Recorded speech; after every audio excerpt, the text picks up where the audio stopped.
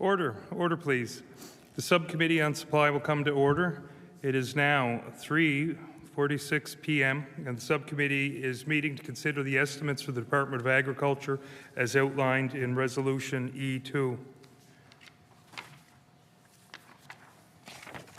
Resolved that the sum not exceeding $46,682,000 be granted to the Lieutenant Governor to defray expenses in respect of the Department of Agriculture pursuant to the estimate. I will now invite the Minister of Agriculture to opening comments for up to an hour, if he wishes, and to introduce the staff to the committee. I recognize the Honourable Minister. Thank you very much, Mr. Chair. Before I proceed, as you mentioned, I would like to introduce some members of my senior team who are joining me here. Supporting me are Loretta Robichaud, the Deputy Minister of the Department of Agriculture, and Jen Thompson with our Crown Lending Division. We will be joined by Michael O'Brien, who is the Executive Director of at the Department of Finance and Treasury Board. As well, at some point they'll switch out, and also welcome to our senior staff here in the room as well. I am happy to be here to talk about agriculture and the work that the Department of Agriculture does. It's always a good day when I have the opportunity to share the great work farmers are doing in this province. Also, the great work my team does, showing up in every community from Cape Breton through Nepan and down to the French and South Shores. Working closely with our beef producers, dairy and egg farmers, grape growers, beekeepers, fruit and vegetable growers, and more, to work with them to keep Nova Scotians fed and local rural economies supported. There's no question agriculture is a vital and historic part of life in Nova Scotia.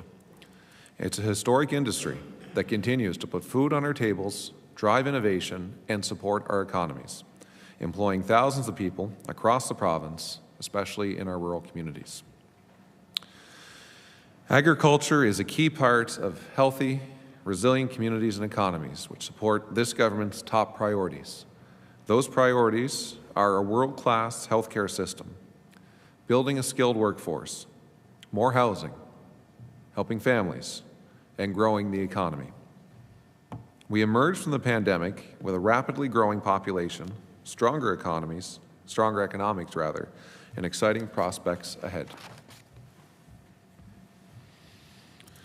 Our government is focused on helping to move our province forward, investing in healthcare, housing, helping families, and growing the economy. These investments are all connected. They support growth. We've been making progress and will continue to build on the strong foundation we've laid. Agriculture is key to this work. Farmers produce healthy, quality food that feed families, create jobs, and run businesses that fuel a healthy economy and communities. Today, I'm pleased to update you on our department's progress and programs designed to support those outcomes. What does the Department of Agriculture do? Let's start simply. The department helps support, promote, and grow agriculture throughout the province. How do we do that? In part, we help connect people to the quality food, beverages, and products grown right here at home. We also deliver on programs, services, and policies that support farmers and food processors throughout the province to help them be more innovative, resilient, and sustainable. By working with farmers, community groups, and partners, we help increase the province's food supply and improve food self-sufficiency. This means more local food is grown and eaten here at home. Our department is also in the business of promoting farmers' quality products. We use marketing to connect and inform Nova Scotians about our producers, to share what is in season and where to get it, and to promote buying local food and beverage. Then there's the economic growth and sustainability of the agriculture and agri-food sector itself. We support that growth and sustainability through the programs we offer, both provincially and with our federal partners. Our aim is to help food and beverage producers and processors so they can prosper. On top of that, we oversee the province's agriculture legislation, and we provide production, risk management tools, business development and financing, and credit counseling for agriculture. These are big bucket labels I'm sharing, but each bucket is filled with actions and outcomes. I'm going to take you through some of those and share a bit about what type of year it's been for the industry and what we've done to try to help. First, let's talk numbers. Data from the first 3 quarters of last year is in, and so far, Nova Scotia is seeing a 3.5% increase in farm cash receipts. That's an impressive $26 million increase. It brought the total to $755.6 million compared to $729.4 million from the same period in 2022. A little over half of that is from Nova Scotia supply-managed industries, including dairy, poultry, and eggs. Other major contributors so far include cattle at more than $40 million, blueberries, cannabis, floriculture, sod, and fresh field vegetables bringing in more than $30 million for each category. Fresh apples at $27 million, and Christmas trees at $25 million. I've talked about jobs, Mr. Chair. It's no surprise people all over our province are working hard to drive this sector that we all benefit from. In 2023, 5,300 people earned a living by being directly employed in the primary production of agriculture in Nova Scotia. That's up from last year, 5,050. And we're looking at about 11,000 jobs across primary agriculture and food and beverage manufacturing. When we talk about jobs, sometimes we can forget to talk about people. But that's not the case in agriculture. People are at the heart of what we do.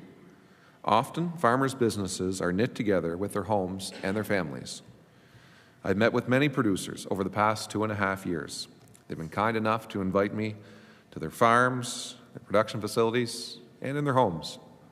I've met their families and those who work with them. Their businesses are driving local food production and helping rural economies across the province. Staying on the topic of jobs, jobs in agricultural research and agritech are attracting a new generation of young innovators who are passionate about the future of agriculture. And this is important. Attracting a new generation is key to the future of agriculture. So the average age of a Nova Scotia farmer is 58, and that average may very well increase unless we act and work to bring young people into industry and to encourage those who are in it to stay. That's why, in 2022, we set up the first Minister's Youth Council for Agriculture. With input from the 10-member council, we developed the Plant Your Roots program. I'm so proud of this program, Mr. Chair. It's a highly successful program to help support young people entering agriculture.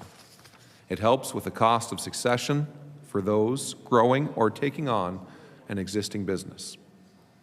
It offers as much as $100,000 in interest rebates up to a 4-year period. That's a substantial increase from the $30,000 rebate that was previously offered through a program called Farm Next. And we just hosted the Digital Harvest Conference for young and innovative farmers throughout the province to learn about marketing and communications from industry giants like Google and Pinterest. The event was followed by the Youth Council's Agri-Event Reception, where council members announced a new mentorship program that will support young people with aspirations in agriculture to work alongside established producers and agribusiness owners. And that's not all we're doing to attract talented young people to agriculture.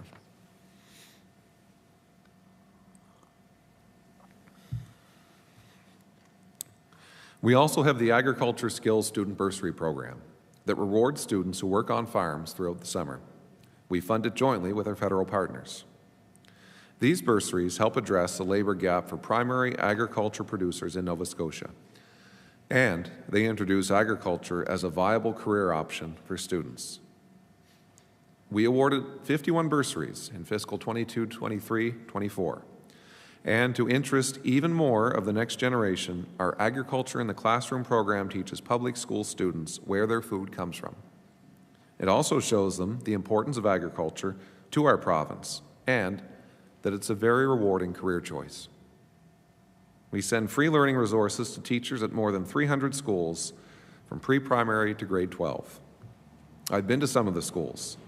just this week in fact, to see the program in action, and it gives me faith that our industry will be in good hands with future generations. The department is also reaching out and encouraging people to get excited about our sector, especially those in underrepresented groups. There are several initiatives underway to support diversity and inclusion in agriculture. We're seeing good success with these programs, like our Honoring Mi'kmaq Roots, an entrance scholarship and student internship for a Mi'kmaq student pursuing a career in agriculture. The first successful recipient began her studies this past September and will join the department for a paid internship this summer. We're happy to have her in the industry, and we wish her success. We also have the Grow Where You're Planted Scholarship. This is an entrance scholarship and summer internship for an African Nova Scotian student pursuing a career in agriculture. The first successful recipient began her studies in September 2022 and joined the department for a paid internship last summer. This same student will return to the department again this summer. Black Youth Planting Their Future program.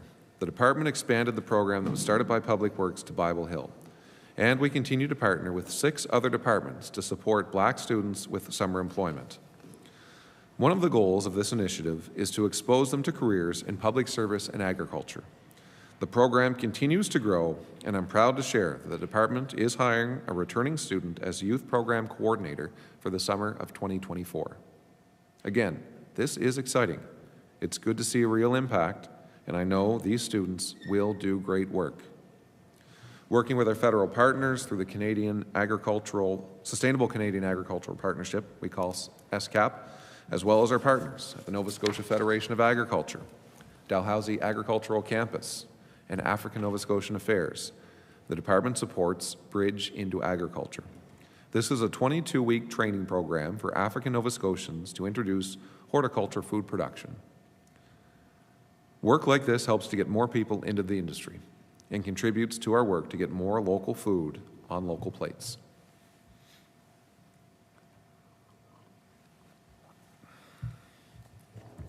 Now, getting more local food on Nova Scotians' plates doesn't mean we aren't looking for opportunities outside our borders. In fact, we have a number of producers that grow really well here in Nova Scotia and are in high demand globally. Exports totaled $495 million in 2023, nearly $500 million. Major markets are the United States at 64%.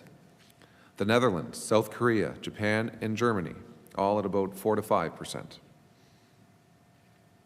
One product that we see exceptional export of is blueberries. Millions of pounds are exported worldwide each year, totaling more than $121 million. That's 24% of all agri-food exports. And consumer demand for many of our products is growing, not just blueberries. International buyers are also interested in products like our prepared grains, pastas, live plants and trees, and frozen vegetables. Nova Scotia is a small geographic area with big tastes and tremendous reach. That's what makes us unique in the world market. What this success really represents is a tremendous amount of hard work in an industry that is rarely predictable. In fact, few other sectors are as susceptible to the depth and breadth of risks faced by our producers. That's why we are proud to offer a suite of business risk management programs. These are the tools to help producers manage risk. They provide protection against income and production losses. These programs are voluntary and demand-driven and are national in scope. They offer support like insurance, income stability, investment matching, and disaster relief. For example, crop insurance has been in place in the province for more than 55 years. And the federal and provincial governments pay approximately 60% of premiums. That means for every dollar that a producer has paid in premiums, approximately $2.83 has been paid in claims. We've insured more than $90 million in crops last year and nearly $169 million in livestock. We've also been working with industry and our Atlantic colleagues to understand what a livestock price insurance program, similar to what the Western provinces have, could look like for our Atlantic provinces. More good news. The Sustainable Canadian Agricultural Partnership continues to support an increase in the Agri-Stability Program.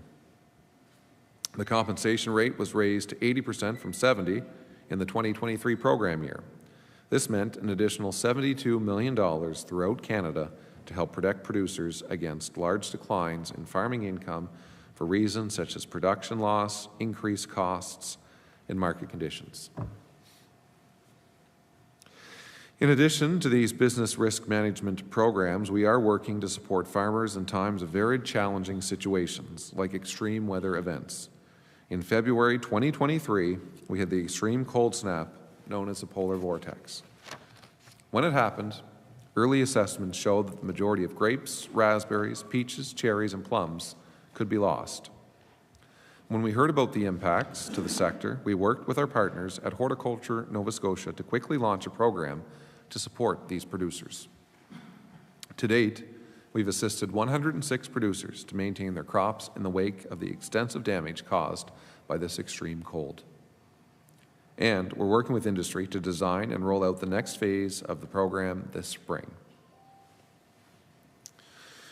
Only a few short months ago, after the polar vortex, Nova Scotia set a record that none of us ever hoped we would, with the province's worst wildfires in recent history burning through forests, lands, and homes. On the news and social media, we saw stories of farmers showing up for their communities, organizing emergency evacuation options for horses and herds. People were opening their barns and their homes. We saw the devastation and responded, with staff reaching out to understand how we could help. We quickly provided $2,500 grants to registered farms in the mandatory evacuation zones. Our support totaled $40,000 for emergency response for farmers and businesses impacted by wildfires. We also moved to add wildfires to our crop insurance plans, so coverage would be in place if it was ever needed again. Now, I've listed two major disruptions to our industry in early 2023, but after a dry spring came flooding, followed by an extended wet period and reoccurring rain. When the floods happened, I attended a town hall meeting organized by the Nova Scotia Federation of Agriculture and heard the stories of how farmers were affected. Hearing what was needed, we deployed our staff, including our regional ag reps. These ag reps are phenomenal. The boots on the ground work they do to support farmers is not only impressive, truly makes a difference. In the case of the flooding this past July, our ag reps and department staff at regional offices throughout the province helped producers navigate through the Federal Disaster Financial Arrangements Assistance Program, or DFAA, administered by the Provincial Emergency Measures Office. In addition to the floods, it was a wet season. From June through to August 2023, the Kentville Weather Station measured precipitation on 53 out of 92 days. That is substantial, with 5 days having more than 25 millimeters of rain. This created significant problems for farmers, including field access, crop quality, crop management, pest control. Wildfires, floods, and ongoing rain and wet conditions took their toll on agriculture in 2023, leaving thousands of hectares of damage, including extensive crop and yield loss. As I've said, agriculture is essential to feed our families, support the economy, and maintain a healthy provincial food supply. That's why, to make sure our industry was supported, we recently launched the 2023 Season Response Program. This new funding will help fruit, vegetable, berry, and forage farmers as they recover and plan for their upcoming growing season. This program builds on the existing supports to bridge the gap for those still facing challenges or who are not able to access other government support programs.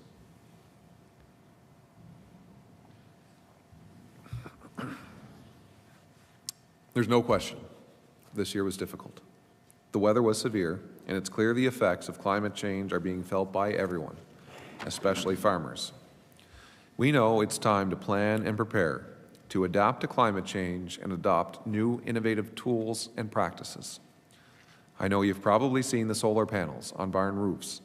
Our industry is already at the table finding ways to be more sustainable, and we've been at that table with them. We've worked with the Department of Environment and Climate Change and the talented team at Perennia, our Crown Corporation, to develop and fund climate change adaptation plans.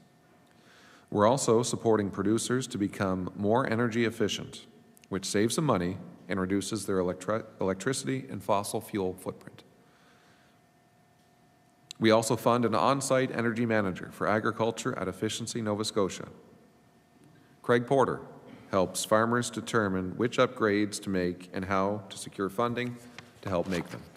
Since September 2017, through our work with Efficiency Nova Scotia, there have been about 300 projects completed, more than $1.7 million in electricity saved per year, and more than $1.3 million in incentives provided directly to farmers.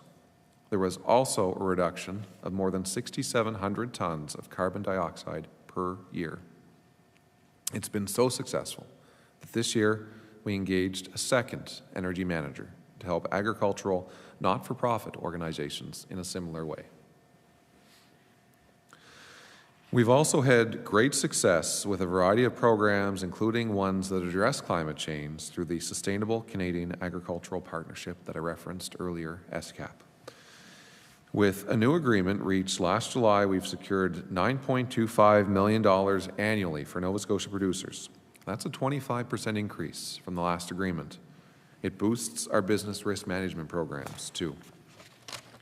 For Nova Scotia, it means increased investment through provincially delivered programs that focus on building sector capacity, science and innovation, climate change and environmental stewardship, resilience and public trust, business risk management programs, and market development. This year, through SCAP, we rolled out a number of programs. One I'd like to focus on is the Resilient Agricultural Landscape Program, gets shortened to RALP. 44 farms have benefited from this program, and we've committed $793,000. RALP supports farmers as they build on their commitment to environmental stewardship. They can do this by adapting farm practices that respond to climate change and decrease greenhouse gas emissions. Through this program, farmers received funding to purchase no-till equipment and install ponds and pollinator strips. This program was oversubscribed.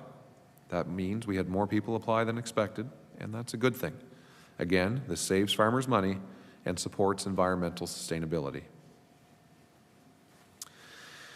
These types of programs help lower impacts on the environment, but they also help lower the cost of production. And we all know costs have been on the rise. We're feeling it in our everyday lives, and the agricultural sector is no exception. Fuel prices are coming down from historic levels, but they remain high. Industry-specific costs for things like fertilizer continue to climb. Increased costs mean it's more expensive to produce food. Through the agreements I mentioned with our federal partners and through our own provincial programs, we are working to help. For example, we offer support programs as well as flexible loan payments through the Farm Loan Board that help to free up cash flow. We also continue to help farmers adopt innovative tools and practices that reduce labor and farm input costs, and programs to help with basic costs like the cost of hauling fertilizer and purchasing new equipment. Part of my department's mandate is to support and encourage local food consumption. That gives Nova Scotians more food choices, increases access to food, and supports our local farmers. In support of local, the department has run several successful buy local initiatives to raise awareness and sales of our fresh and exceptional quality agri-food, seafood, and beverage products. At festivals and events throughout the past year, our local food products have been profiled and marketed. We've highlighted Nova Scotia beef through social media and television campaigns, and we've partnered with major Nova Scotia food events to make sure that local producers are represented. We've also undertaken numerous projects to get more local healthy food into our public institutions like schools, hospitals, nursing homes, and other facilities. We have dedicated a staff position and have team members who support them to lead this work and facilitate relationships between producers in these types of institutions. This past year, we've launched 11 pilot programs at more than 30 facilities to get more local food into nursing homes, schools, and judicial facilities. These pilot programs are showing us that when you collaborate on bringing local food options to the table, you can change buying habits and change the culture within our public institutions. Our initial pilot program launched this past fall at Northwood, the continuing care home in Halifax. Purchasing of local food at Northwood increased to 23.07%. That's nearly a 3.5% increase. During the pilot, Northwood replaced 13 imported products on their resident menu with Nova Scotia products. The pilot started conversations with large third-party food service distributors on opportunities and the role they can play in supporting our Nova Scotian producers. There were new partnerships formed with local vendors that they hadn't used before, and they continue to purchase from these new vendors. This is just one success story. We plan to keep the good work going by rolling out more projects over the coming year.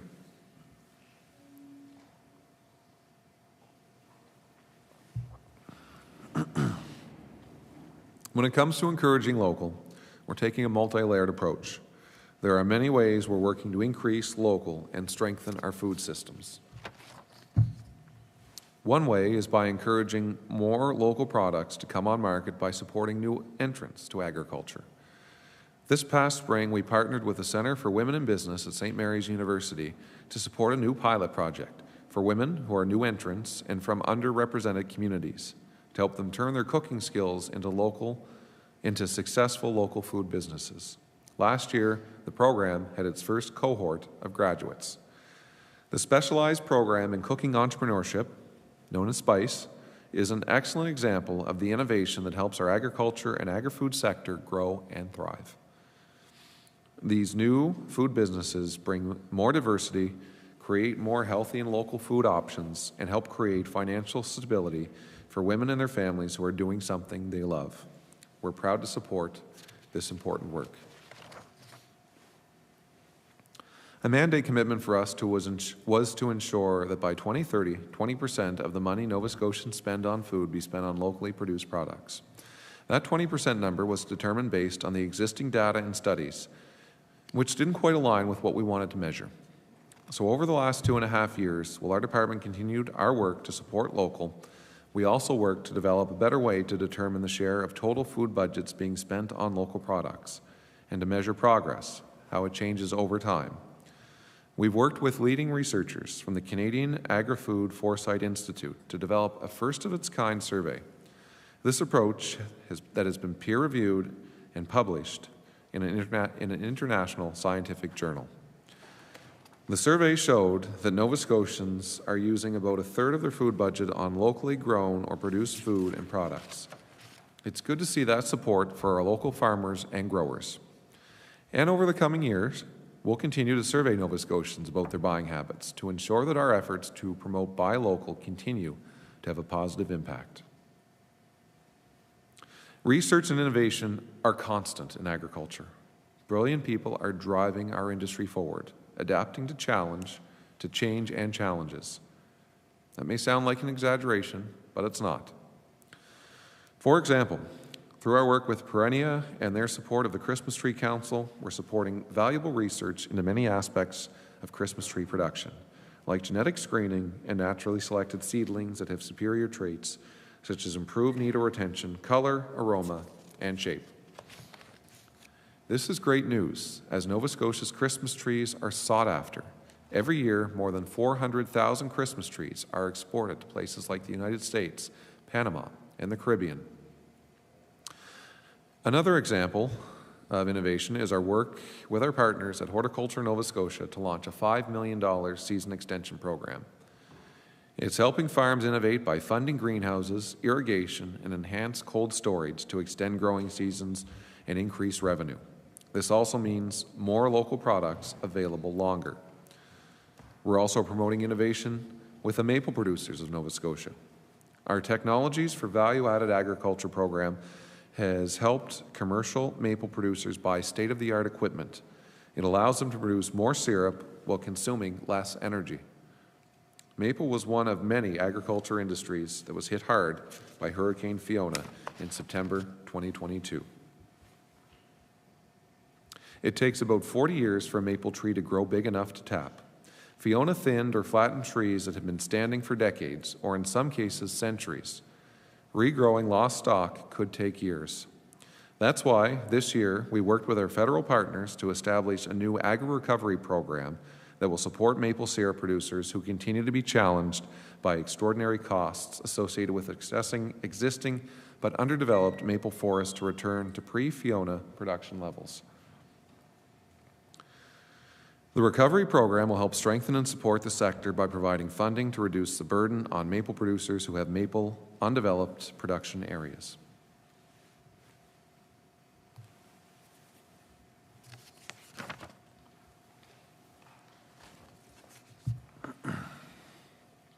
Moving from maple to wine, Nova Scotia wine is well loved. Currently, there are 33 licensed farm wineries in Nova Scotia, 24 grape wineries, and 9 non-grape wineries. Sales of Nova Scotia wine at the NSLC in 2022-23 totaled more than $27 million. That's a $2 million increase from last year. There's tremendous potential, so we want to keep that momentum going through strategic initiatives, program investment, and export development. Last February, the polar vortex threw us a curve, but the industry, Horticulture Nova Scotia, and Perennia have been working with us to deliver multi-year programs that will help wine and fruit growers who were impacted. And early this year, we rolled out the first year of an annual wine and grape industry development program that will support the sustainability of Nova Scotia wine industry. This year, the focus is on providing grape growers and wineries support to prepare for climate change and reduce production costs. And this coming spring, we will be consulting on the establishment of the Nova Scotia Wine Authority and the implementation of quality standards. On a variety of initiatives, our department is very fortunate to have an excellent partnership with the industry-led Nova Scotia Federation of Agriculture. The Federation is a strong voice, and we share in its vision for a prosperous and sustainable future for Nova Scotia farms and farmers. We are grateful to the Federation for all the support they've shown. We've worked together with them on several key initiatives, including promoting environmental farm plans, preparing for climate change, encouraging farm safety, and looking after mental health in our farming community. I'm going to pause on farm safety. Nothing could be more important than making sure hardworking people come home to their families, and I'm proud of the work done to make sure that happens. In fact, the week of March 10th kicks off Farm Safety Week, and I hope everyone takes the time to learn more about how important good safety practices are in agriculture. I'm also especially pleased about the work the Federation is doing to support the mental health of our farmers and their families in the partnerships we are forming in workforce development. All told, our commitment to support Federation programs will reach more than $800,000. Nova Scotia is in a great position to be competitive in the beef market. Consumers want high-quality local products, and our producers are working to meet that need. There are 380 licensed beef producers in Nova Scotia. As of September 2023, they generated income of $42 million. And with prices for beef remaining strong, it's a good time to be giving special attention to this sector. That's why we're investing in new programs and projects to help beef farmers. We're working with them to increase production here at home and to help the industry stay competitive, connected, and consumer-focused. Less than a year ago, we brought together a steering committee to inform what we're calling the Nova Scotia Beef Initiative. That committee has industry and producer expertise from the Nova Scotia Cattle Producers Association, the Nova Scotia Farm Loan Board, and Perennia, along with a dedicated team from the department. We use the recommendations generated from a 2-day beef forum to create a vision and a set of initiatives to grow the Nova Scotia beef industry. Through the Beef Steering Committee, we're developing new programs, services, and training opportunities that will strengthen and sustain the beef sector in our province. I'm going to share a few details on those programs. First, I've heard from many cattle farmers about the importance of a good bull. So we've increased investment in the Nova Scotia Cattle Producers Elite Sire Program, often known as the Bull Bonus. We're working with our partners at Perennia on an updated forage guide to give beef producers access to information about optimal diet and cost of production. That's to raise more cattle locally. We're assessing training needs for Nova Scotia meat processors. We also want people to know what they're missing if they're not eating Nova Scotia beef. So we'll be doing provincial marketing that will show people the tremendous value of eating locally produced beef. Finally, a new feedlot pilot program will help producers grow their cattle here instead of shipping out of province. To support all the projects I've mentioned, we're investing more than $950,000 through 2 years. This funding complements other work the department does. In fact, we can't make any real progress in the beef sector or any meat production without ensuring the health and safety of our animals and that the local products that are produced at our meat processing facilities are safe.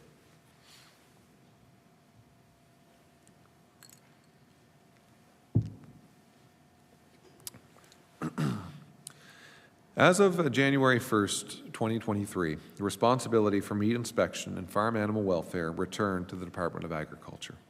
We're pleased to have this back to continue the important work of making sure meat is safe to eat and farm animals are well cared for. Farmers care about their animals and take steps to ensure their safety and their health. The province's meat inspection program makes sure that meat processed here in Nova Scotia comes from healthy animals, is slaughtered humanely, and is safe. This is vital because it ensures confidence in the food we eat. There are 20 abattoirs and 26 meat processors licensed under the Nova Scotia Meat Inspection Act. Another program supporting the beef initiative is community pastures. The Department of Agriculture owns 8 community pastures through the Farm Loan Board. We're proud to have this land available for farmers and to keep large pieces of land in our province for agricultural use. There are many hectares of land dedicated to these pastures. The largest pasture is more than 3,000 hectares in Minooty, Cumberland County. This pasture is strategically located near our new regional office in Nepan, the Nepan Experimental Farm, and the Maritime Beef Testing Society. Our goal is to keep pastures sustainable and accessible for agricultural use and as a resource for growing the rural economy now and for future generations. With this in mind, we continue to invest in the Community Pasture Support Program, aimed at helping pasture organizations with their infrastructure and soil fertility needs. $250,000 was made available this year to pasture cooperatives, and I'm proud to say an additional $250,000 is planned for 2024-25. Programs like these are the type of thing that have big impacts. Creating shared spaces for farmers' herds is a smart, sustainable way to grow beef, feed sheep, and use our agricultural land in a way that benefits a community of farmers.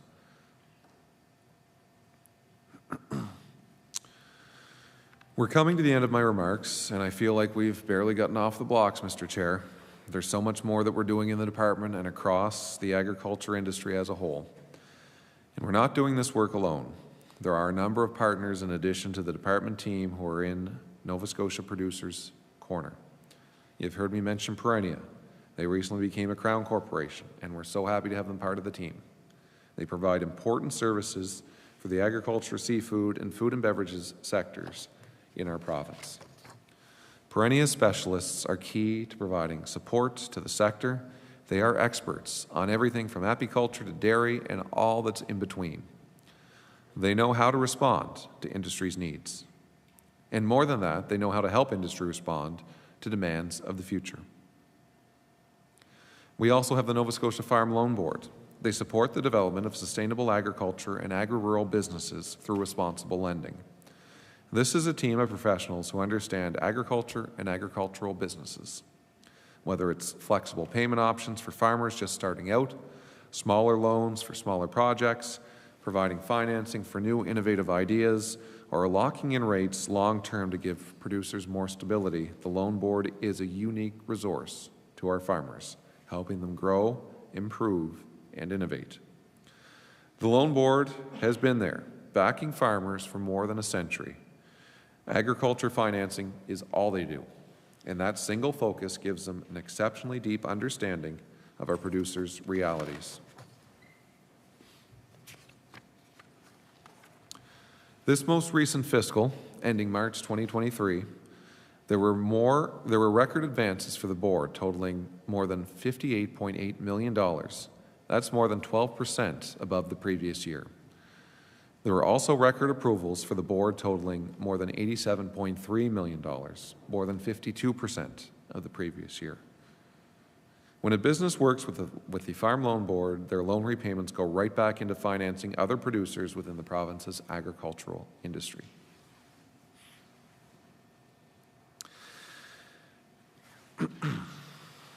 At the end of the day, farming is a diverse and ever-changing industry driven by hard-working people. Farming is ingrained in generations of knowledge and decades of opportunities and challenges. It's also adjusting and growing with new ideas and new young people coming on board. I could talk well into tomorrow, and there'd still be more to share. But I'll end by simply saying there are plenty of great things happening to support our farmers and youth entering the sector with endless career choices to drive our economy and to keep Nova Scotians and Nova Scotia's economy strong and healthy. And with that, I welcome questions from members. Thank you, Mr. Chair. Thank you, Minister, for those remarks. According to a practice that has developed in this legislature, the opposition caucuses take turns asking questions for approximately an hour each. During each caucus's turn, the members may, within their caucus, take turns examining the minister on the estimate resolution. Only the minister, as we know, may answer the questions, and caucuses are also expected to share time fairly with the independent member. And to begin our examination, I'll now recognize the official opposition, the Liberal Party. I recognize the honourable member for King South. Thank you very much, Mr. Chair, and welcome, Minister. Thank you for joining us today to answer a few questions. Thank you to your staff and all the work that they do on behalf of Nova Scotians in this most important sector.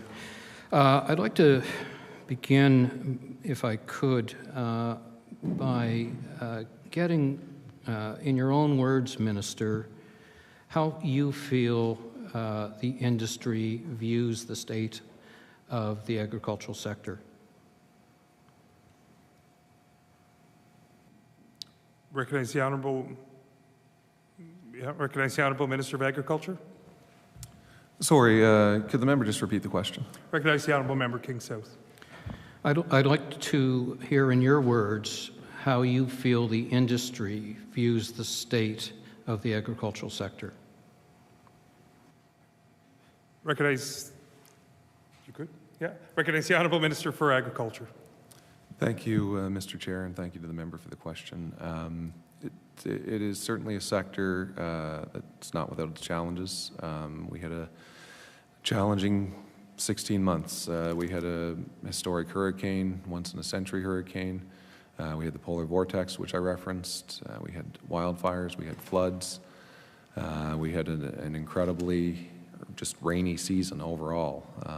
I spoke to one farmer who's been, farming his whole life, more than 50 years, and I said, what was this season like? He said it was the worst one we've had.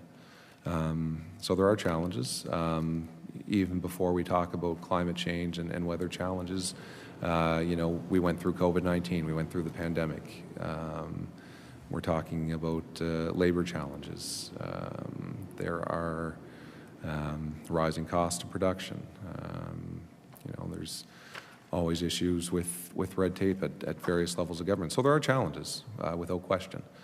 But when I talk to the sector, particularly young people, they see hope. I mean, they're doing this not just because they've necessarily always done it, or because it's just another job. They do it because they love it. They do it because they're proud of of what they do and what they provide to the province. So with challenges, there's hope. You know, I talked about increases in farm cash receipts. We're always looking for ways to support industry. I hear that. I feel that they receive very well the work that we're doing in the department to support them. So I believe that challenges I mentioned, that there is hope for the sector, and they continue to drive forward. Recognize the honourable member from King South. Thank you very much, Minister, and I do believe in my conversations with industry that it goes far beyond the recent events which you've alluded to that have put additional stresses, and they're from the farmers that I'm talking to in industry. We really have a crisis in profitability, and if they're not profitable, then a succession plan will fail, because who's going to take over a farm that's losing money? And in fact, the Federation of Agriculture talked about the opportunities that you suggested, but, and I'll quote, "It has been grappling with substantial obstacles for the past few decades. These challenges have not only affected the sector's economic stability, but also have taken a toll on farmers' mental health, with declining farm profits and increasing barriers, regulatory demands, and roadblocks." And you've alluded to some of those, but I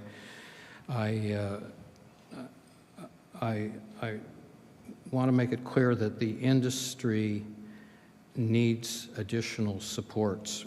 So my question for the minister, with the government receiving 39% more revenues over the last 4 years, $4.1 billion more per year than 4 years ago, $4.1 billion. Are you concerned that the budget for agriculture has remained more or less static? And have you gone to the table looking for additional funds for agriculture with a sector that is in a crisis of profitability? Recognize the Honourable Minister, Agriculture. Yes, thank you, Mr. Chair, and thank you to the member for the question. Yes, we've worked with agriculture. The Department of Agriculture has worked with industry to help them recover from ongoing challenges that I've mentioned of climate change over the last couple of years. You know, we talk about dedicated support programs where I have gone to the table. $19 million for Fiona Agricultural Disaster Assistance Program. The post-Fiona Maple Agri-Recovery Program for $2.1 million. Polar Vortex Program at Horticulture Nova Scotia for $15 million.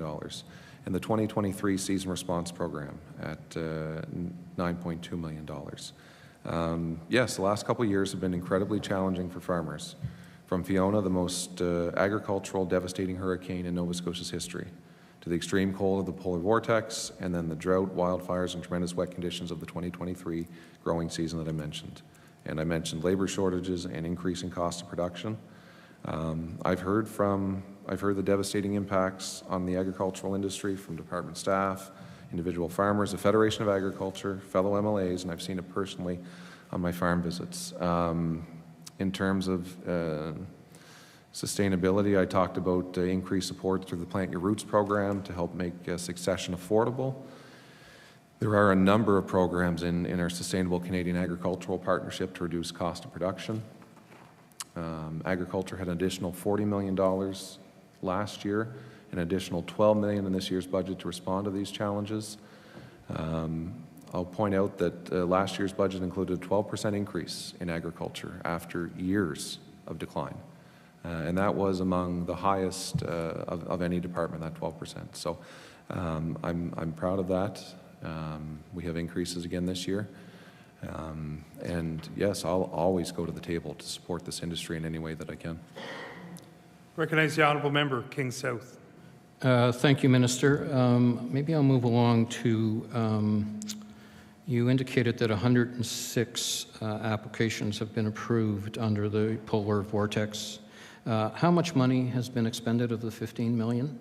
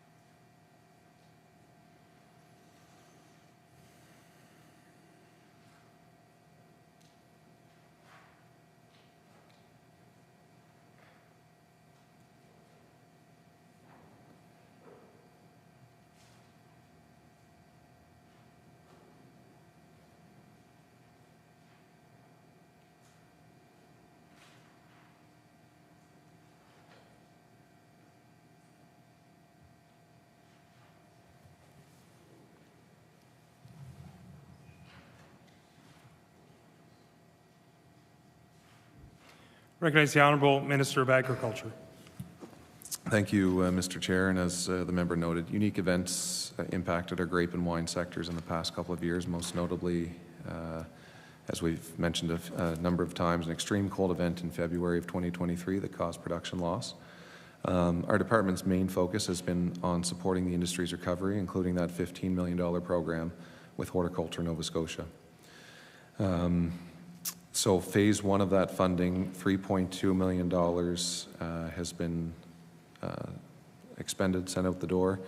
The remainder, phase two, will be distributed this spring. And again, these are programs that were developed in consultation with industry.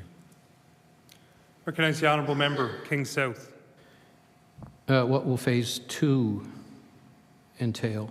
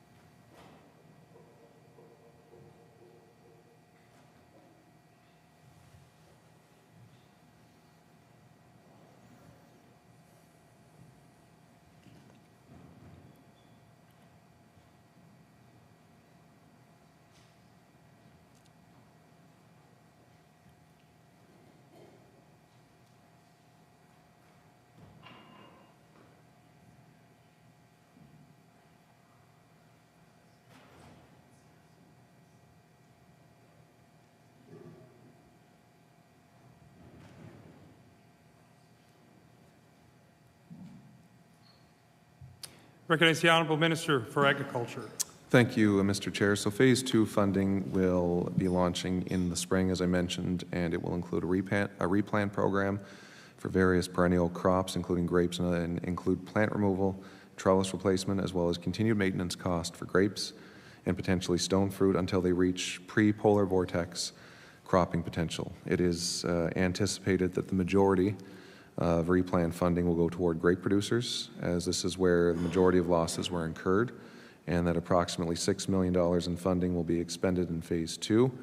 Remaining funding of approximately $5 million will be dedicated in consultation with industry towards sustaining climate-resilient practices as replant activities continue. Recognize the honourable member for Kings South. Thank you very much, Minister. So we clearly have spending from last fiscal year being spent this, then the following, then the following. I'd like to touch on the Auditor General's report on this issue. And if you remember, a year ago, I asked the Minister with respect to whether you followed good accounting practices and whether you consulted with the Auditor General with respect to that, if needed. And I'll quote from our conversation a year ago at this table. Does the Minister and his staff discuss any questions they might have in complying with the public sector accounting standards with the Auditor General? And your response, Minister, was yes, we discuss with government accounting and, if needed, the Auditor General.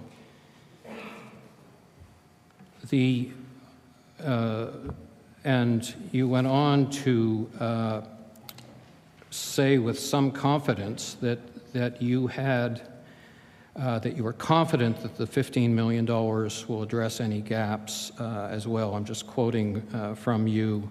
As I indicated, it seemed that we didn't have enough information at that time, and so my response to you, or my question to you, was why not 12, why not 20?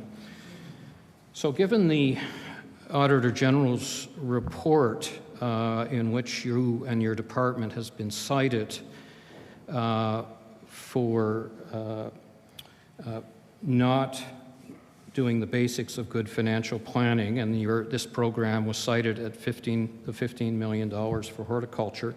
And I do remember in August of last year, your own department's newsletter indicating that you needed data to develop the program, which clearly indicated to me at the time that you didn't have the data to come up with the number of $15 million.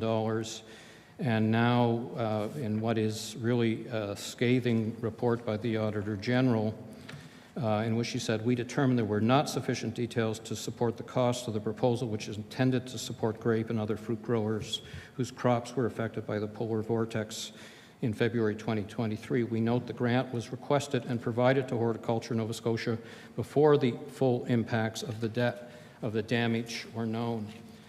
So the Minister of Finance has said that he does not agree with the Auditor General's review of this over-budget spending. I thought I'd give you the opportunity at this table, given your commitments a year ago to us, if you could respond to how you feel the Auditor General has interpreted the actions of your department with respect to this $15 million expenditure of taxpayers' money.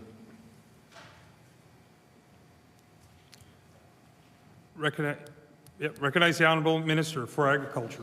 Thank you, Mr. Chair. So the department was successful in obtaining this funding to support the agriculture industry almost immediately after the polar vortex occurred. Crops such as grapes, raspberries, peaches, cherries, and plums were impacted.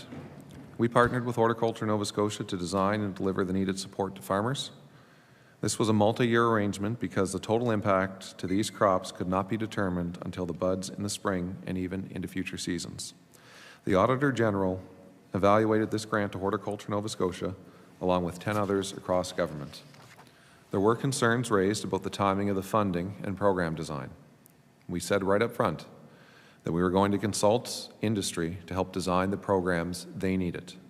We also need to make sure we didn't overlap with any federal funding. There were also concerns about a lack of performance measures and potential conflicts of interest. Those were covered by the management group established for this program with members from Perennia, Federation of Agriculture, and the department to provide oversight on the funding. It was also determined that the department had a clear purpose for these funds and that the agreement we put in place with Horton, Nova Scotia held key comments to protect public dollars. I do understand that the Auditor General had some questions about the financial and auditing process. I was pleased to be able to get this much-needed money to industry, and I am confident my team worked with the Department of Finance and Justice to safeguard the money. Recognize the honourable member for Kings South.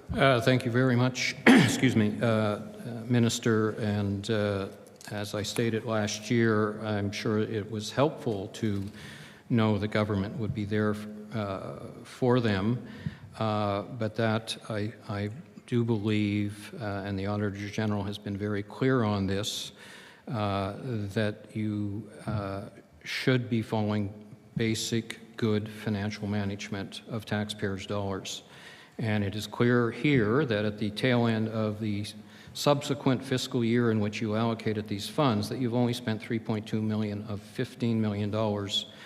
And I appreciate the prepared response, but I certainly hope that you will become an advocate in your government for stronger financial management. I'd like to move on now to the bottling program for Nova Scotia wine industries, and it's a little less heated in here than it is in the chamber. So perhaps, Minister, you could tell us what your role in the development of the commercial wine bottling support program was. What did you where did you actually interject your role as the Minister of Agriculture in the development of this program?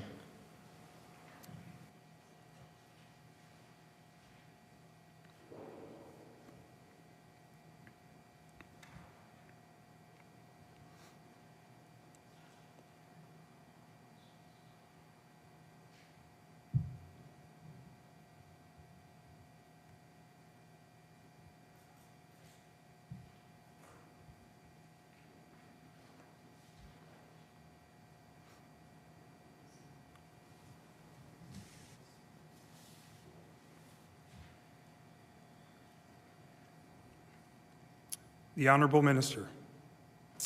Thank you, Mr. Chair. So the commercial wine policy of the NSLC was highlighted in the Trade Challenge by Australia. This program is through the Department of Finance, and we are continuing to work with the Department and Finance and Treasury Board on wine policy related matters, but this is a program that falls under the purview of the Minister of Finance. I recognize the Honourable Member, King South. Thank you, Mr. Chair. So what I'm hearing there, Minister, is you had no involvement in the development of this program? Recognize the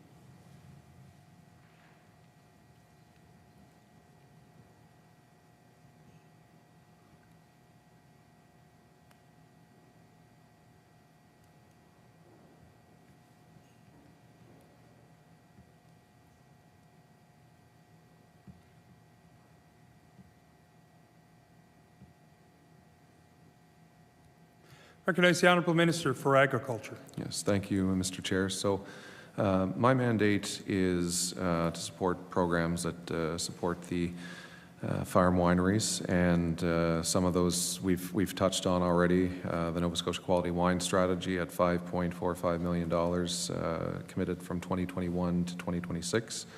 The Wine and Industry Grape Development Program, $700,000 annually starting in 2023. Extension support at Perennia for wine industry, $540,000 from 2023 to 2025. Again, I would refer any questions to the commercial wine policy to the Minister of Finance. Recognize the Honourable Member for King South.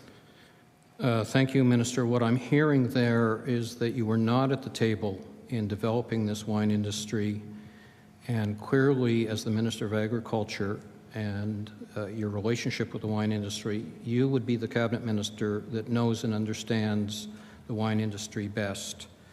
But do you just want to clarify that you were not involved in the development of this program?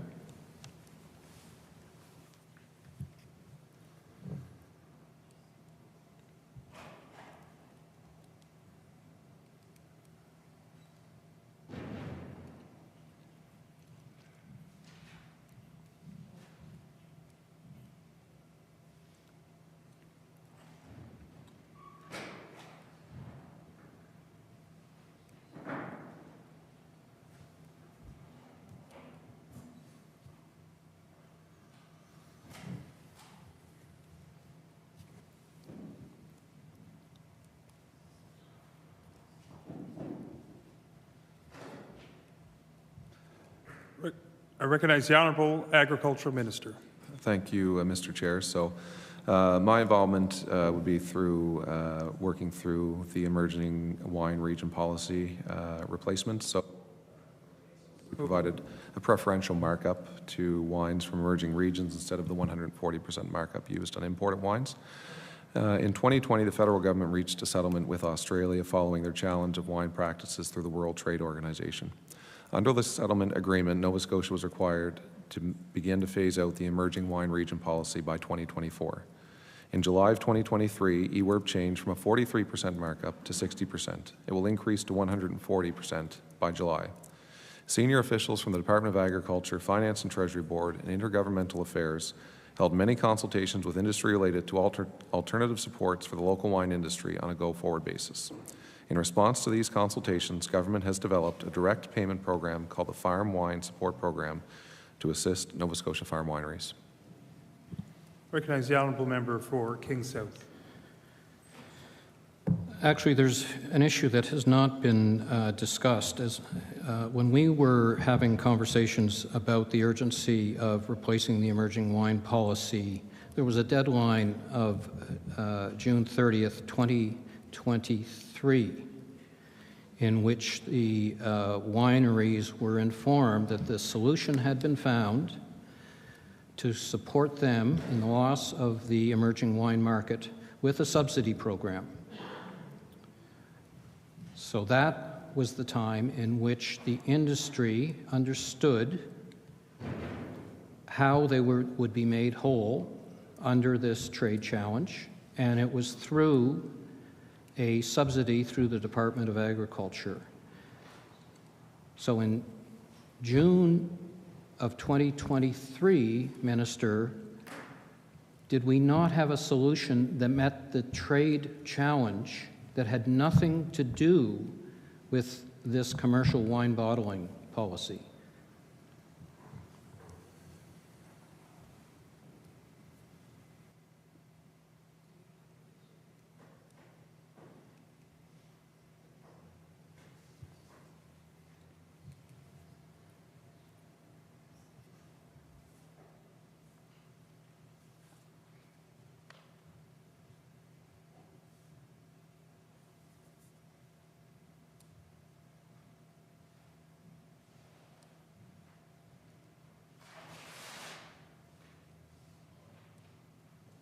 The Honourable Minister of Agriculture. Thank you, Mr. Chair. So in June of 2023, there was a start of phasing out of EWERB. The subsidy was moved to Finance and Treasury Board. Commercial was raised in trade challenges as well.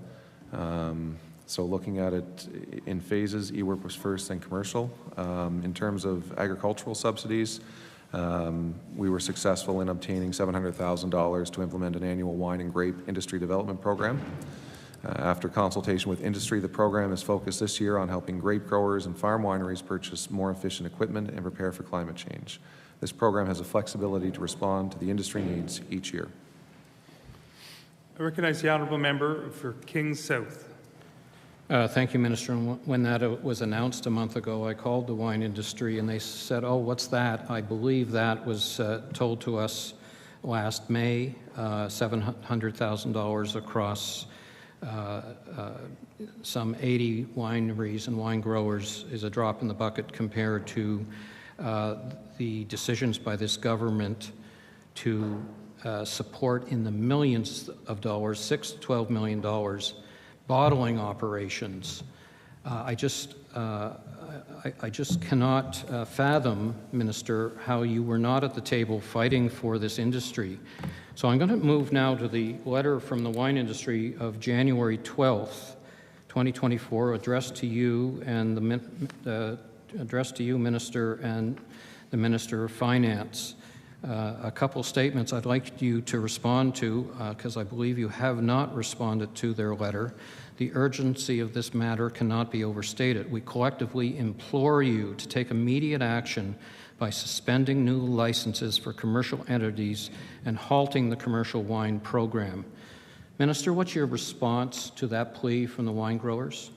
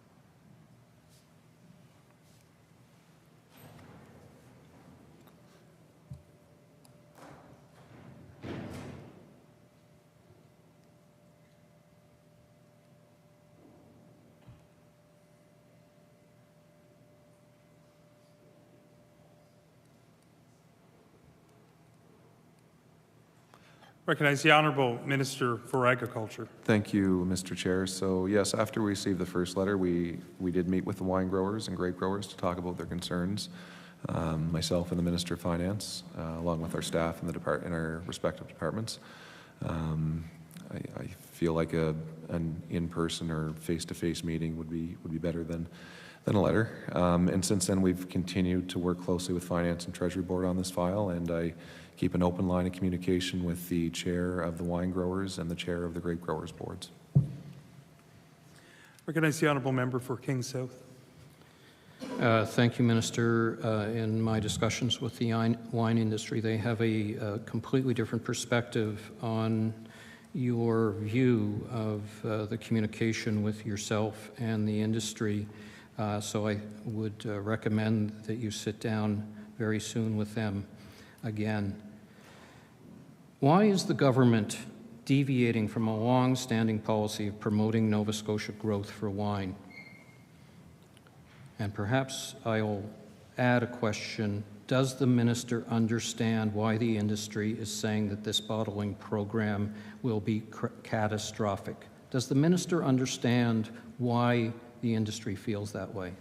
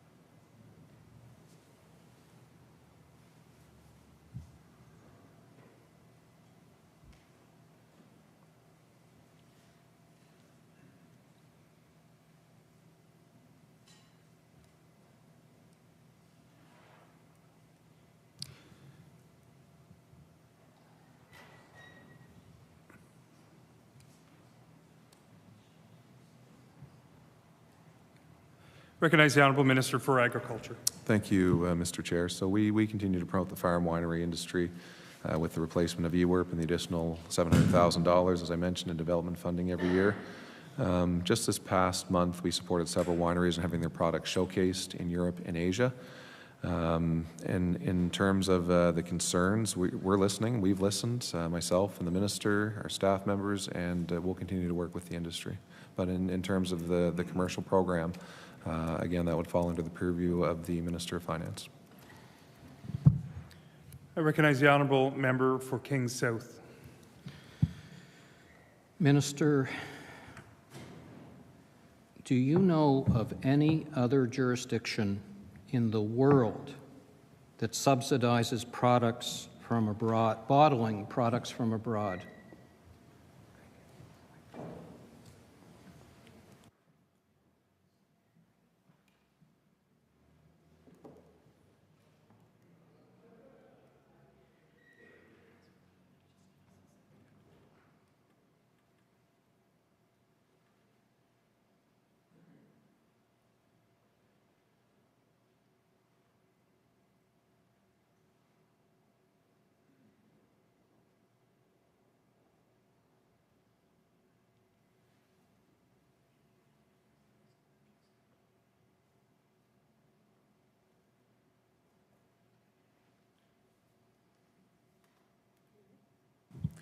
I recognize the Honourable Minister of Agriculture. Thank you, Mixed Chair. I can't speak to what all other jurisdictions do, and I just point out again that the commercial wine policy is not under my mandate. I recognize the Honourable Member for Kings South. Minister, in your knowledge in agriculture, when you sit down with ministers of agriculture in other provinces, clearly you must know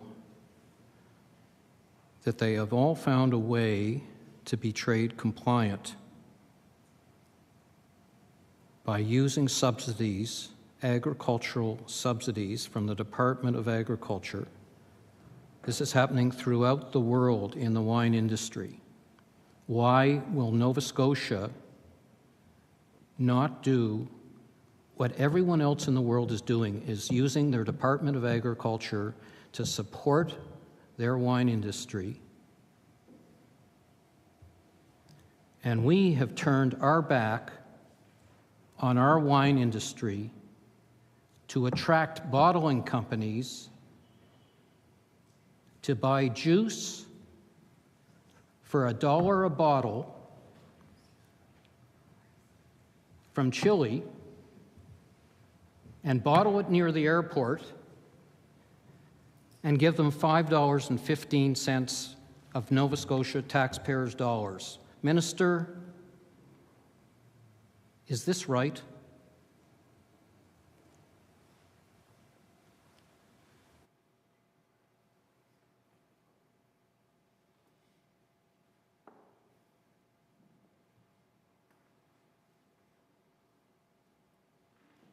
I recognize the Honourable Minister for Agriculture. Thank you, Mr. Chair. We do provide agriculture support through our programming in the department. Talked about the Nova Scotia Quality Wine Strategy, nearly $5.5 million from 2021 to 2026. The Wine and Grape Industry Development Program, $700,000 annually starting in 2023. And extension support at Perennia for wine industry, $540,000 from 2023 to 2025. That's in addition to our regular programming, agricultural program that would be available through the Sustainable Canadian Agricultural Partnership. We do have that new programming in place to replace the trade challenge, the EWIRP. I mentioned $700,000 for development of industry, the quality wine strategy. We want a wine authority and quality standards to promote the excellent wine that's made here. We're working with industry on that, and we'll continue to work with them. Recognize the Honourable Member, Kings South. Thank you, Minister. Well, let's talk about this issue with respect to buying local. This government has made a commitment, which you are working on buying local, and in estimates a year ago, you informed us that you were defining what buying local was. Order. I just remind the member that you're speaking through the chair, right? I recognize the honourable member King South. Thank you, Mr. Chair. The minister informed us a year ago that they had spent $90,000 and counting on defining what local meant with respect to food and beverage products. What does local, in that definition that we paid for, what does local wine products, how do you define that?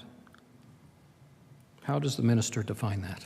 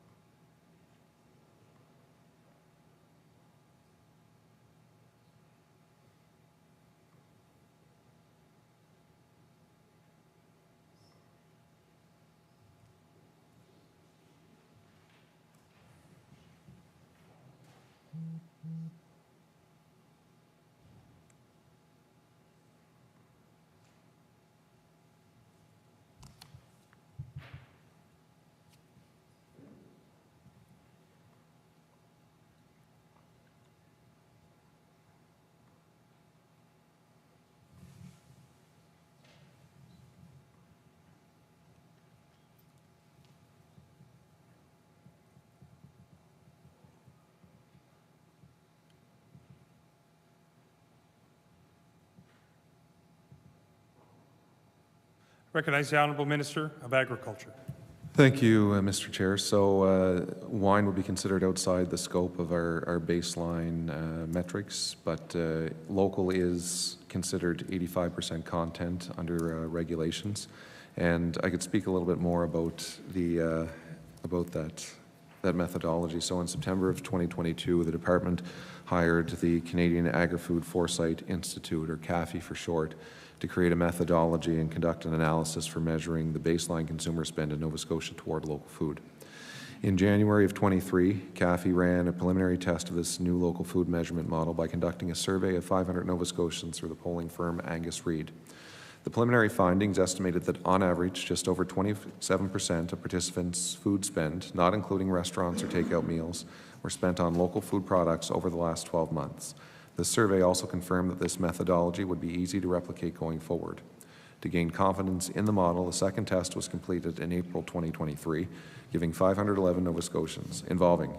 It found a higher average of just more than 34% for local food products. A third test of the model was completed in October 2023, involving 500 Nova Scotians. The results then were an average of almost 33%. These results are consistent with the two previous tests, providing with an overall range of 27 to 34% of participants' food expenses being spent on local products in the last 12 months.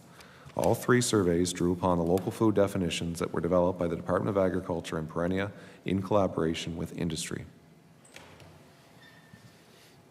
I recognize the honourable member for Kings South with approximately 16 minutes. Thank you, Mr. Chair. So, Minister, you have a mandate to buy local, to support local. Our regulations are that Nova Scotia wine has to be 85% grown Nova Scotia grapes. That made sense. That was how we built the industry, because we were able to build quality with our terroir by ensuring that the bottles that appeared on the Nova Scotia liquor store were Nova Scotians and had quality. The wine industry spends $5 a bottle raising grapes, investing millions of dollars, and now a complete market disruption to fill our shelves up with $1 juice from Ontario or Chile or wherever. So, Minister, in your mandate to buy local, to support our local businesses, to help grow our local economy, to create 1,100 jobs in the wine industry, please square this for Nova Scotians on why this government is intent on supporting vineyards from the other side of the world with our dollars. I can't understand what this government is doing to send our taxpayer dollars to Chile to hurt our businesses here. Does this government, is it committed to buy local? Minister, are you committed to buy local? Is the minister committed to buy local? And using the responsibility, the power that you have as a minister of the Crown to fulfill your duty to Nova Scotians when this government says that they are 100% behind buy local. What I'm hearing here from you, from the minister... Order. There's, and I know it's not intentional, I get that, but there was about 4 or 5 times, and we could all get caught up in it, I get that too, but I just remind the member you're speaking through the chair. Thank you. So I recognize the honourable member for Kings South. Thank you very much, Mr. Chair. You're doing a good job. So I'd like the minister to reconcile for Nova Scotians this government and the minister's commitment to buy local and this commercial wine bottling program.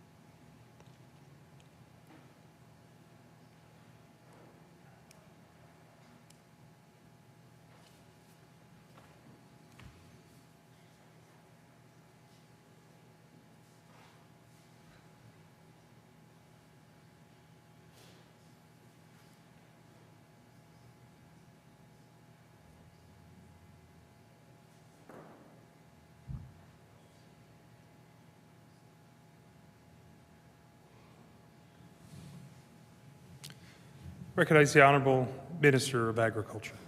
Thank you, Mr. Chair. Again, questions about the commercial wine program should be directed to Finance and Treasury Board, but I can talk about the commitment that we've made to the farm winery sector in Nova Scotia. I've already spoken to the support programs we have put in place through agriculture. We also do extension, especially through Perennia, to support wineries and grape growers. We do marketing and export navigator to support our wineries. We have loans to wineries through the Farm Loan Board. We support our local wineries, and we will continue to do so. In terms of supporting buying local, there are a number of programs that we've launched to increase local food consumption and support our local industry. So I mentioned Plant Your Roots, an interest rebate program, the Agricultural Clean Tech program, limestone transport assistance, organic certification, exhibition grants, wine and grape industry development program that I mentioned, the Nova Scotia Quality Wine Strategy. Mr. Chair, we've done plenty of work in season extension funding with Horticulture Nova Scotia. $5 million in funding there. In support of my mandate to increase the production and use of local products, the department collaborated with Hort Nova Scotia to launch a $5 million season extension program. The objective was to increase our local food self-sufficiency and displace imports by creating year-round food production. The program provided as much as 60% of project costs for on-farm infrastructure.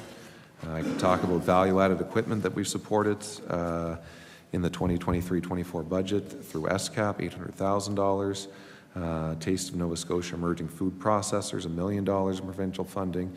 A number of institutional pilot projects. I mentioned at the beginning about Northwood, the largest long-term care facility in the Atlantic region. The IWK, the largest children's hospital in the Atlantic region. Our schools, our hospitals. These pilots support our goal to increase local food consumption. It's good for our economies. It's good for our communities. And the pilot projects also, I've talked about ways that they break down barriers and they make it easier to put more local food in our institutions. That goes hand in hand with our recently announced school lunch program. Not only are we putting healthy food in schools for Nova Scotia children, we now have broken down barriers to get more local food, make that healthy food local and put it in our institutions. Recognize the Honourable Member for King South. Thank you, Minister. Minister, you referenced the wine quality standards. You brought in, the Minister brought in personally the Wine Authority Act 2 years ago, work that industry had done with the previous minister. You committed in those presentations to carry on that work. Now, I do understand that given the trade challenge industry asked you to step back from that, and their understanding was that the trade challenge and the replacement program was resolved last June. So we're now 7 months later. I note that the legislation has not been proclaimed.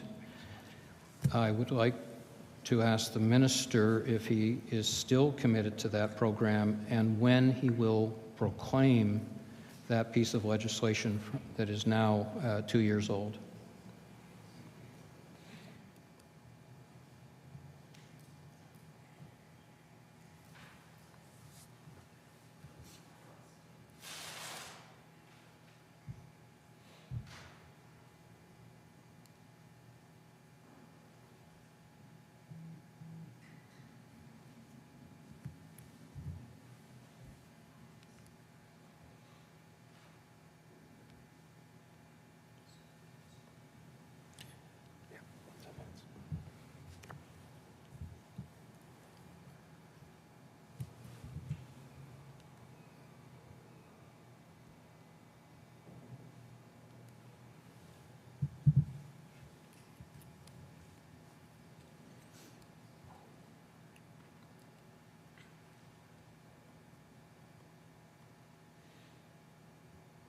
Recognize the Honourable Minister for Agriculture. Yes, thank you, Mr. Chair. So that was one of my first actions as Minister, to establish legislation that would enable a wine authority to establish, administer, and enforce a quality standards program for Nova Scotia wine. I would love to get this going. However, the challenges of the last couple of years that we've talked about, industry has asked us to pause, so we did. We have heard recently from industry that this is important to get going, so we'll be looking to launch consultations this spring and get the authority in place so that we can proclaim legislation. Recognize the Honourable Member for Kings South. Thank you, Minister. With respect to tying together this recent direction that the government has taken with respect to attracting bottling companies to Nova Scotia, how does that fit with the food and beverage strategy that you're responsible for? That the minister is responsible for?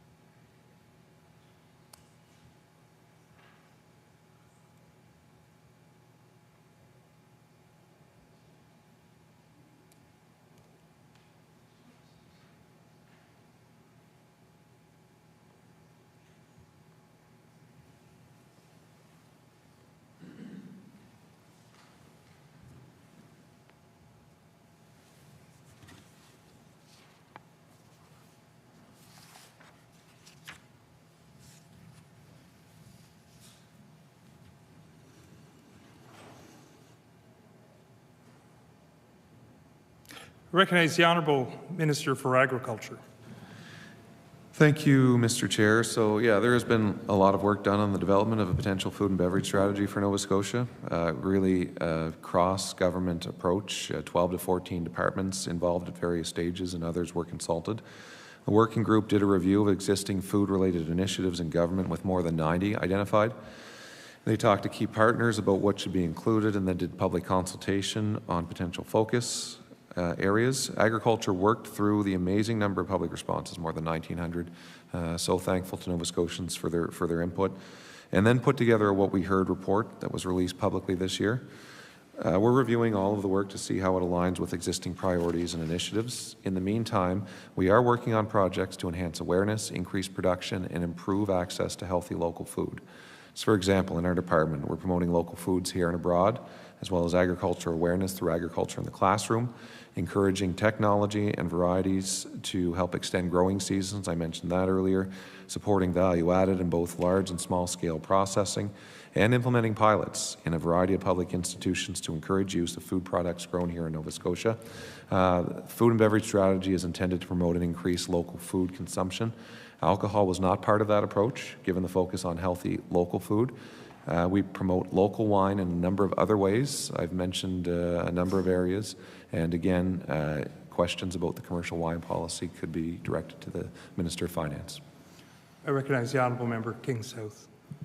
Thank you, Mr. Chair. Yes, the As We Heard report, I think, came out in May, some 8 or 9 months ago, I guess it is now. I notice in your business plan there's no mention of completing, as I believe it did last year, of completing the food and beverage strategy. Perhaps the minister could confirm that the department continues to plan to release the food and beverage plan? And will it be this year that it is released?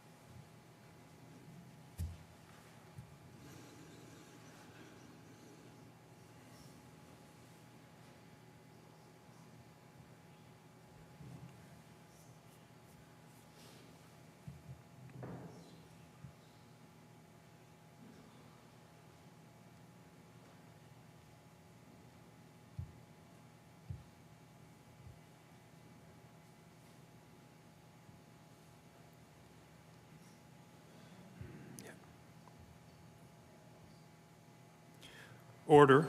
That concludes time allocated from the Liberal Party. We'll move on to the next round with the NDP, and I'll recognize the honourable member for Halifax Citadel Sable Island. Thank you, Mr. Chair. And I don't want to let your discussion at the head table go to waste. So I'll just ask it in a very simple way. Will the department release, or will this government release the food and beverage strategy this year, yes or no? Recognize the Honourable Minister, Agriculture. Thank you, Mr. Chair. So we are continuing to work on the food and beverage strategy. As I mentioned, we received a phenomenal amount of responses. And yes, the department continues to work on that food and beverage strategy. But it is a complex strategy involving, as I mentioned, 12 to 14 different various government departments, all of government approach. So we are working on it. We're going to take the time to get it right, but in the meantime, we're not waiting for a strategy to act, Mr. Chair. I mentioned the school lunch program that was just announced in our budget. That would encompass parts of what we heard in our responses: improved institutional procurement, building awareness around local food. That's all the work that we're doing in the department right now. So we are continuing to work on the food and beverage strategy, but that's not slowing down the work that we're doing on the ideas that were contained in the responses we received. Recognize the Honourable Member, Halifax Citadel Sable Island. I mean, I think I've heard, though, that various industry partners have talked about sort of things that are on hold or expectations for the sector that are really quite contingent on the release of the strategy. So I guess I would say that, of course, you have done things over the past 3 years. It would be, terrible if you hadn't. But the strategy is still sitting out there. Has it been slowed down because of the slowed downness of Nova Scotia Loyal? So are those two processes mired together somewhere?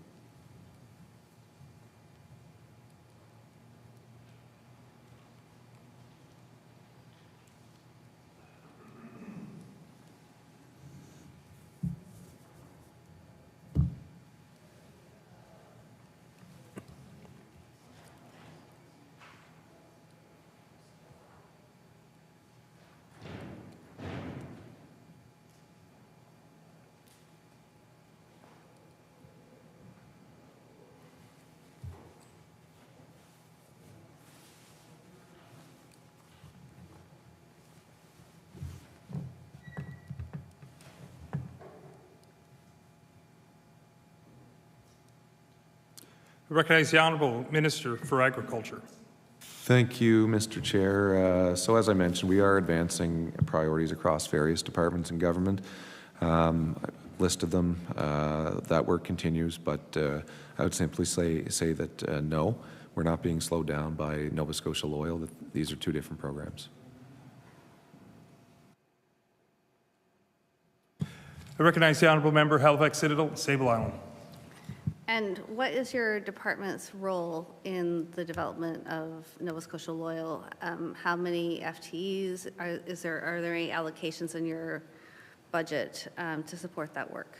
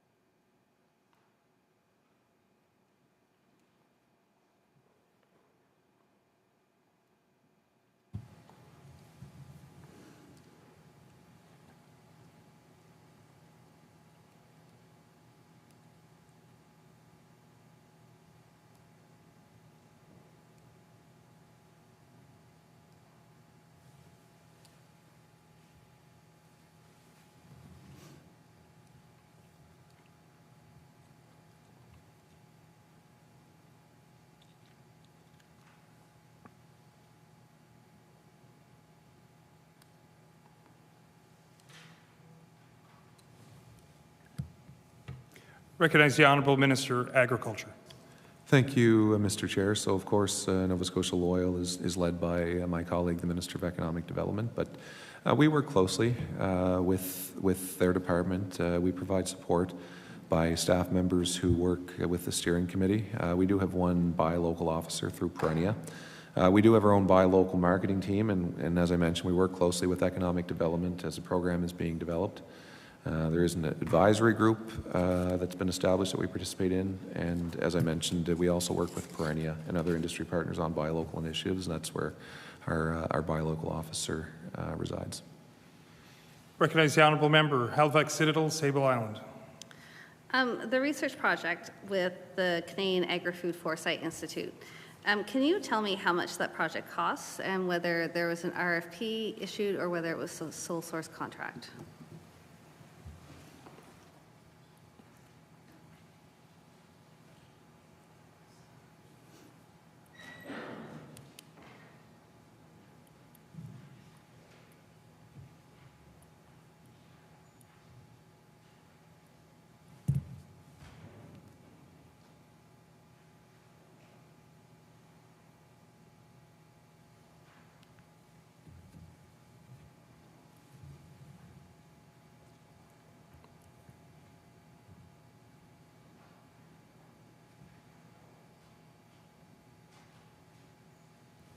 Recognize the Honourable Minister, Agriculture.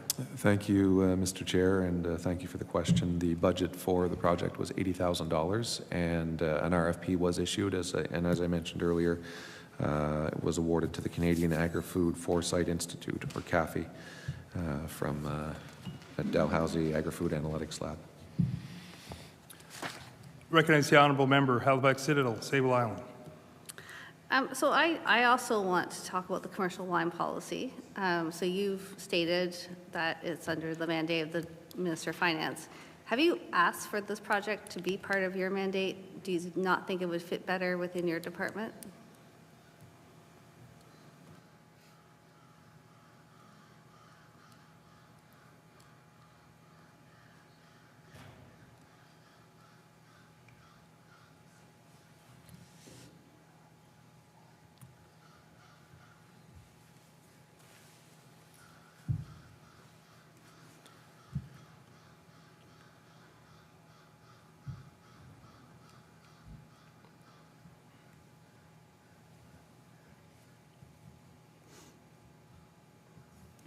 Recognize the Honourable Minister for Agriculture. Thank you, Mr. Chair.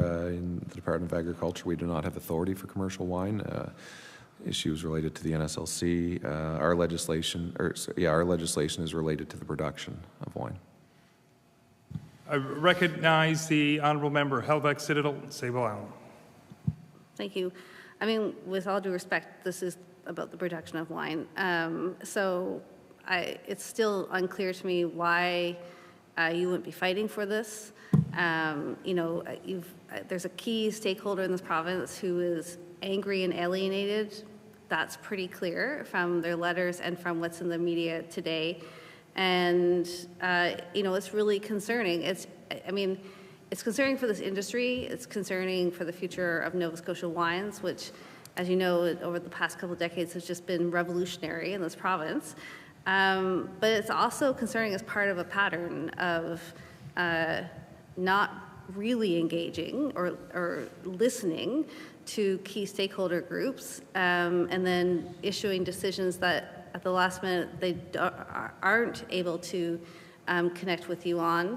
I just think it's a part of a pattern of how this government has been working with stakeholders.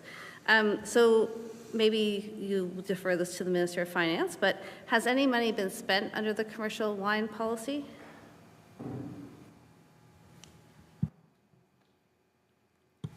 I recognize the Honourable Minister Agriculture. I would defer that to the Minister of Finance. The Honourable Member Halifax Citadel, Sable Island.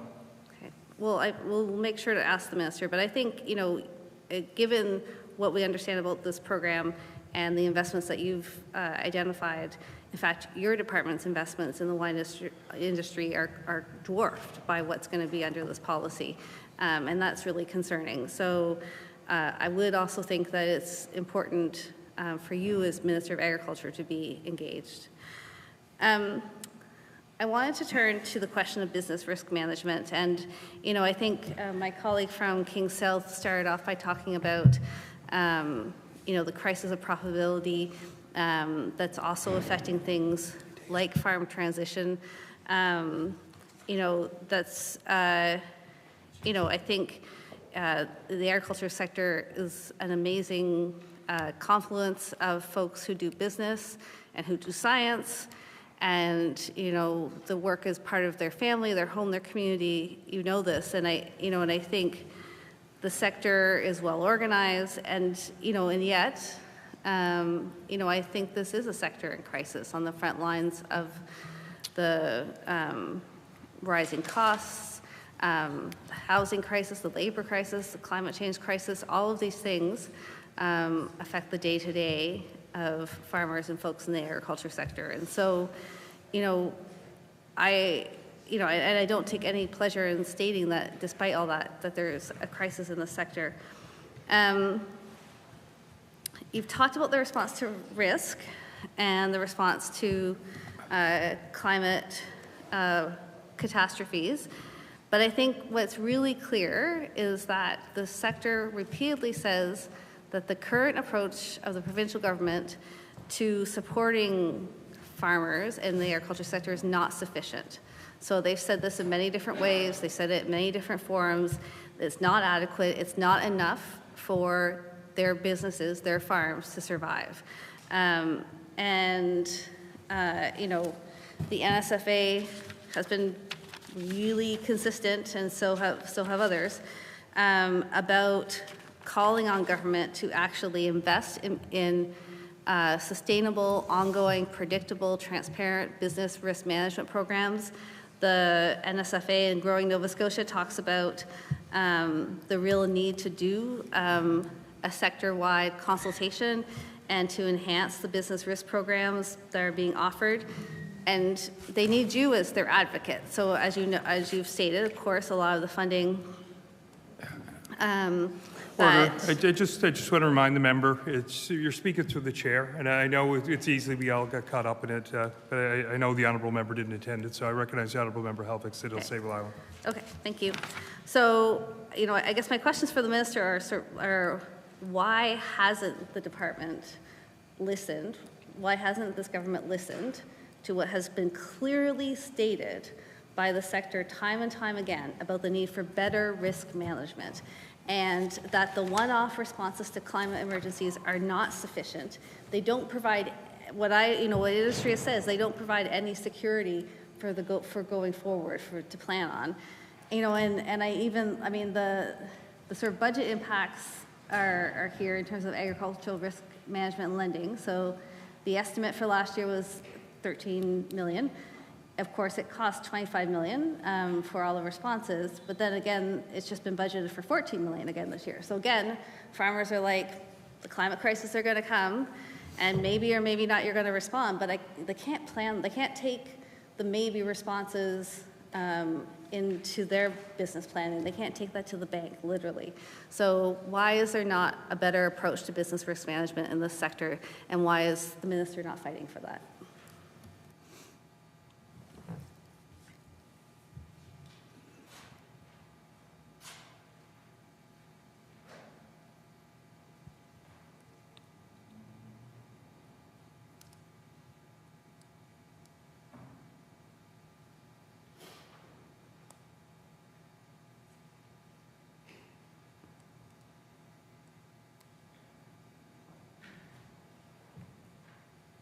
Recognize the Honourable Minister of Agriculture.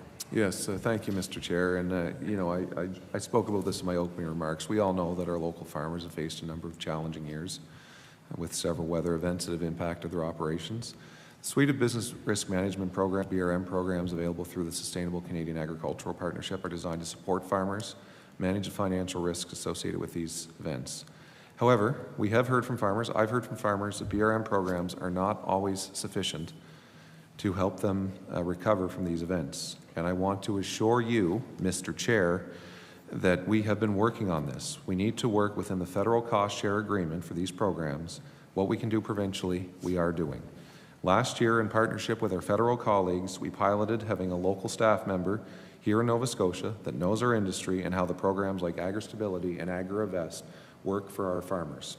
They answered questions, attended and presented at meetings and events all over the province, and did key research on how these programs working in Nova Scotia so we can continue to make them more responsive.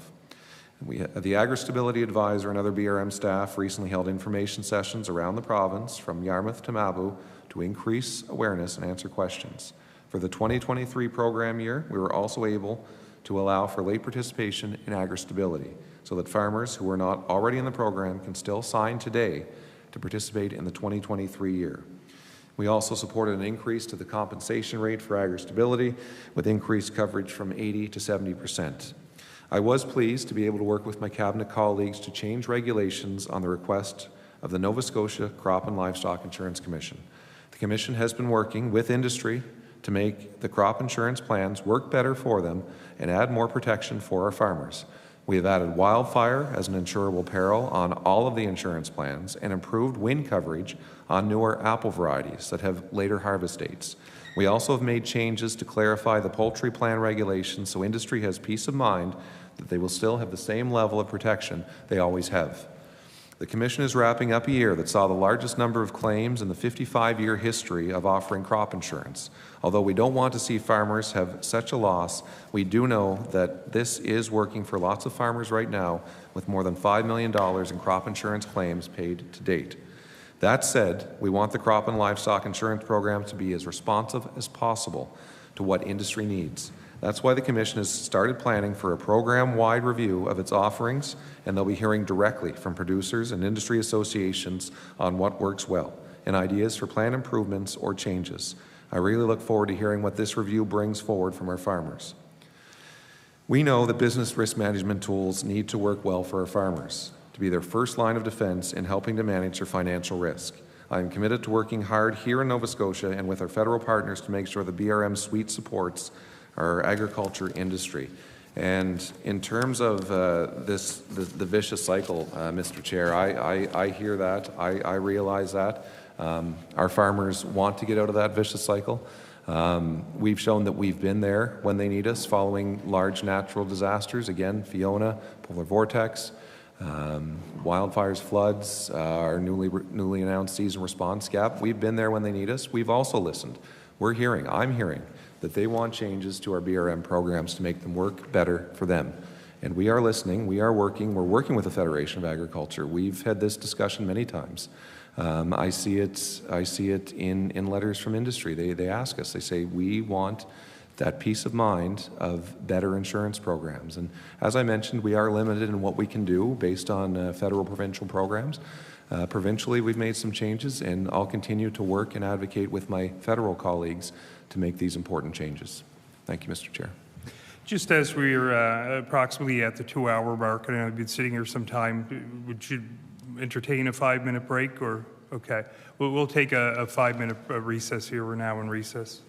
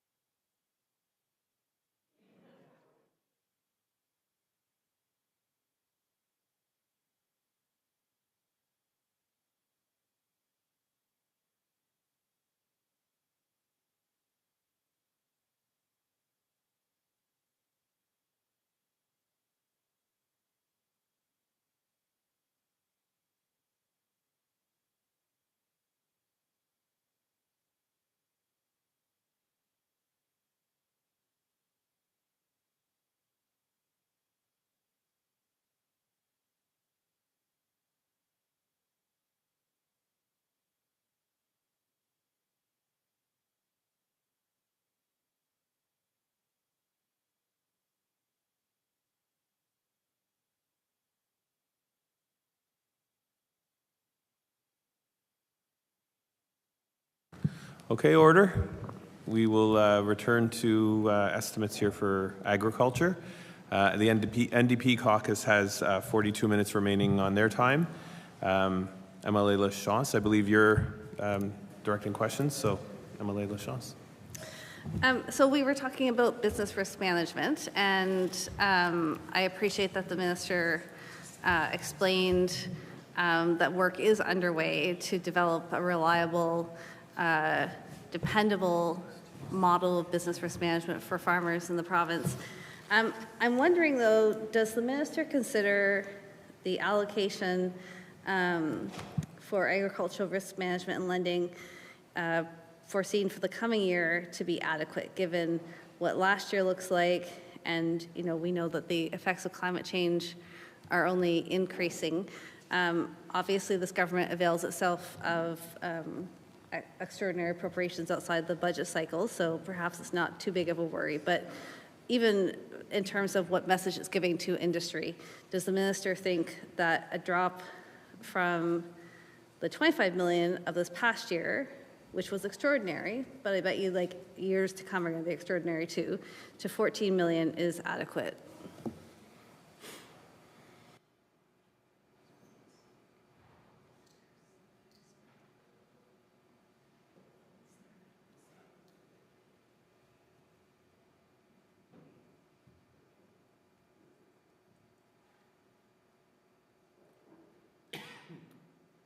I recognize the Minister of Agriculture. Thank you, Mr. Chair. Yes, we do anticipate that we'll have adequate funding in this year's budget for BRM programs. And as far as what industry would know that we will be there for them. We have been. I've listed the examples. After various natural disasters, we stepped up. We've listened to industry. One of the things industry told us was we want to make things simpler. We don't need to jump through hoops. So, for example, after Hurricane Fiona, our staff developed a one-window application process that was so well received by industry, and we've moved that forward to our SCAP programs. We've done it again with our season response grants. We've heard that after these events, we don't need to be made jump through hoops and fill out piles and piles of paperwork. So we've listened, we've done that. We've responded, we've stepped up when we need to, and we will continue to do so. And we will continue to work with industry on improvements to BRM programs. And it's no good, it's absolutely no good for me, Mr. Chair, to tell industry what they need. I will and we will continue to work with industry on changes to these programs that reflect their needs and what they need going forward. Thank you. I recognize the MLA for Halifax, Citadel, Sable Island. And while I have the estimates book open, so under departmental expenses, there's a drop in the grants and contributions line from 33 million to 22 million. And I'm just wondering if you can tell me why that number is dropped.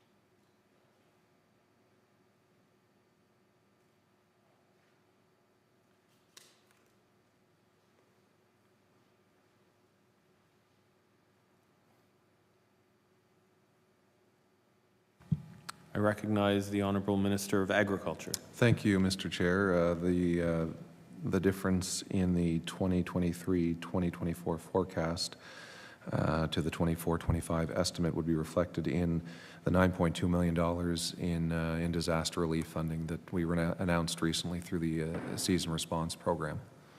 So one-time funding, and also reduction in the the wine quality strategy that was planned. I recognize the MLA for Halifax Citadel Sable Island. I'm going to turn to the question of labor force and workers. So how many registered farms in Nova Scotia employ migrant workers during the past year?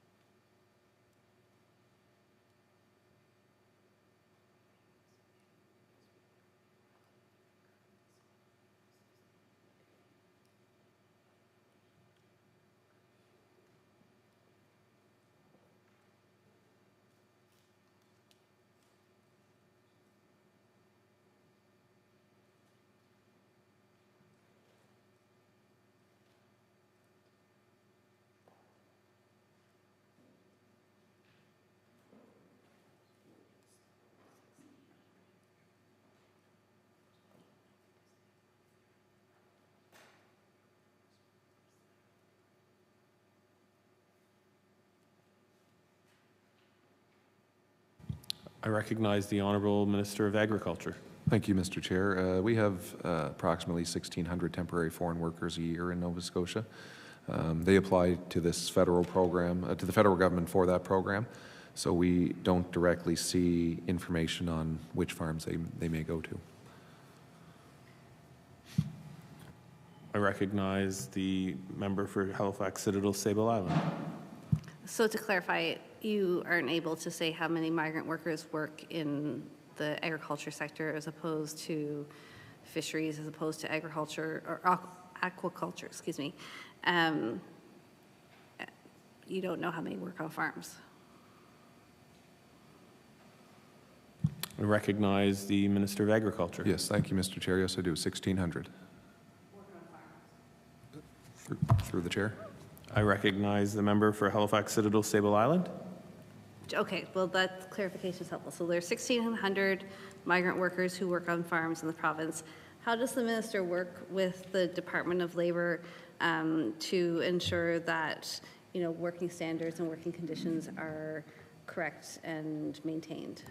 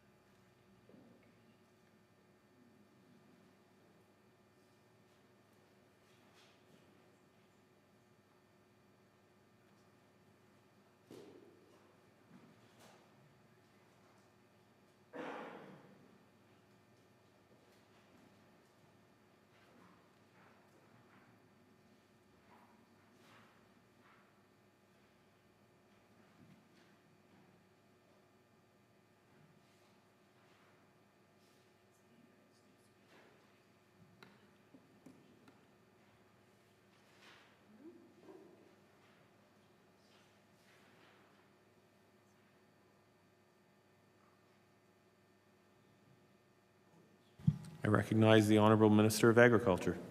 Thank you, Mr. Chair. We work closely with Labour Skills and Immigration. We have a staff member who attends on our behalf on the Labour Committee. Most of this work is led by industry through the Nova Scotia Federation of Agriculture.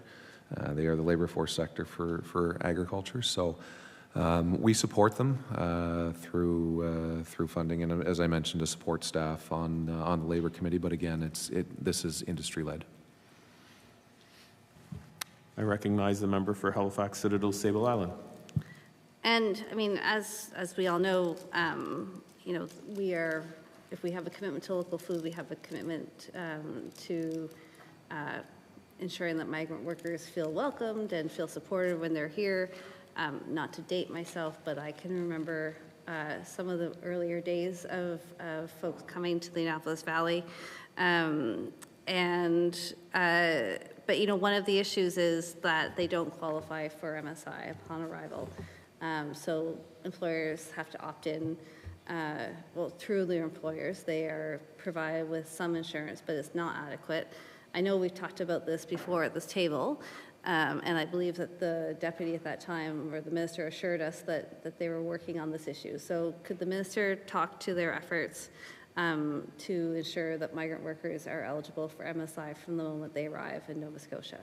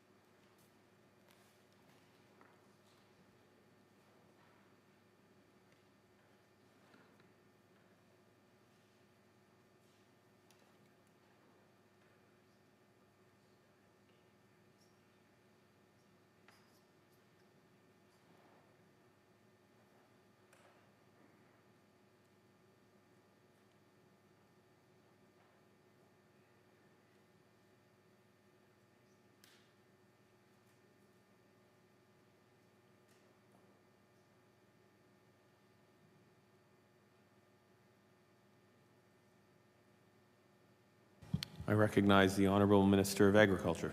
Thank you, Mr. Chair. So MSI is, of course, under the responsibility of the Minister of Health. We do hear this from industry, and I've raised it with my colleague, and will continue to do so. To the comment about you know, making sure that temporary foreign workers are treated well when they're here, that's certainly been my experience. I know, you know, we can hear about bad apples here and there, but I hear lots of stories about temporary foreign workers who return to the same farm year after year because they are treated so well. They're treated like family. You know, the farm owners, farm family may drive them into town to get their groceries at the end of the week, or, you know, do different things with them, and they really are welcomed as part of the family. So I do believe that, you know, the vast majority of our temporary foreign workers are treated well, and I'll continue to advocate on their behalf. I recognize the member for Halifax Citadel Sable Island. Thank you. And I mean, I couldn't agree with the minister more that, in fact, a lot of folks have been coming back to the same farm and the same community for decades at this point. And that's all the more reason why, you know, because of their length of stay in the province, not only does it affect their ability to access MSI, but it also affects their ability to apply for permanent residency. So is the minister undertaking lobbying with his federal counterpart to open up a permanent residency pathway for temporary foreign workers in the agricultural industry?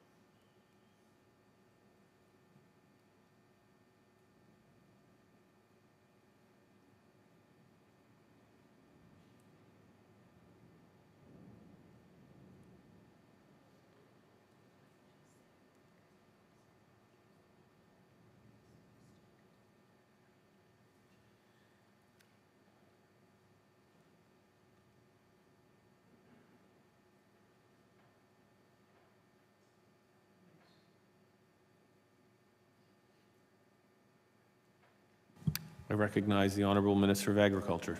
Thank you, Mr. Chair. So labor is a key topic at my FPT tables. It is challenging. We've talked about it a number of times, but there is such a need in agriculture. It often falls to the responsibility of other departments. So we try to collaborate on initiatives and priorities. It was a topic that, so yes, always advocate to my federal colleagues on issues important to the industry, this would being one of them. In fact, it just came up recently at a meeting with my Atlantic colleagues, Atlantic Ministers meeting in Charlottetown in January. We are trying to see what we can do to work together.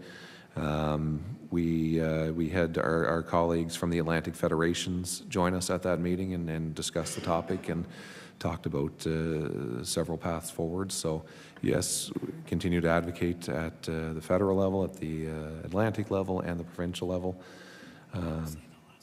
Okay. So yes, continue to advocate, and we'll continue to do so going forward.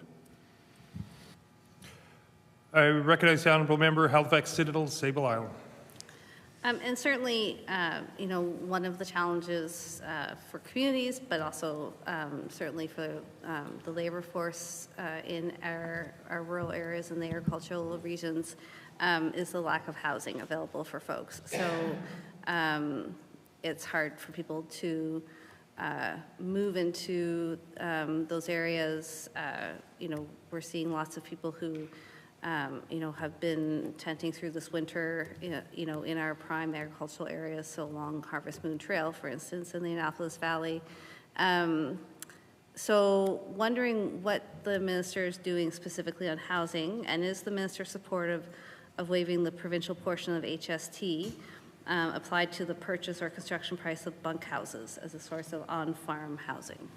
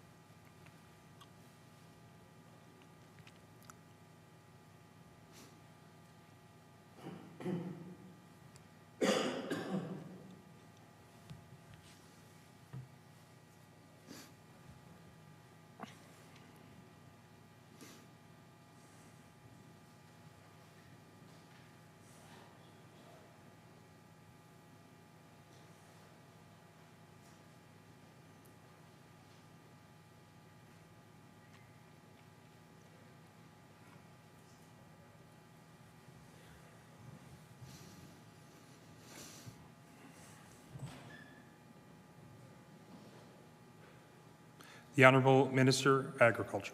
Thank you, Mr. Chair. We'll always look at every way to support industry and see what we can do in, I guess they say, the art of the possible. We'll do what we can. In terms of, you know, our current role, the Farm Loan Board offers temporary foreign worker home financing and has done many loans for this purpose at affordable interest rates. The board has financed both farm residences as well as on-farm homes. To the HST portion of the question, that would be through the Minister of Finance, and I do appreciate that it's an expense incurred by farmers, but I would defer that question to the Minister of Finance. The Honourable Member, Halifax Citadel, Sable Island. is the minister advocating for that as part of one of the things that the sector is looking for? The Honourable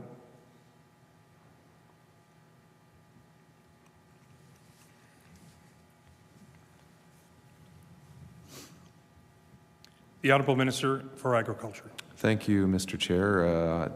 The sector has not asked me for that. As I mentioned, I'll always advocate on behalf of the sector, and you know, work with my colleagues to see what we can do to support the industry. But I've never heard that specific request. The Honourable Member Halifax Citadel Sable Island. So one thing that the industry has been, grappling with, of course, is a transition and ensuring, that new farmers are able to enter the industry. And the minister spoke earlier about some of the support for new entrants. One of the key recommendations is to establish a provincial land bank program. I don't see that reference in the business plan, nor does there seem to be funding provided for that. So I'm wondering if the minister could provide an update on whether he supports a provincial land bank program and what he's doing to establish one.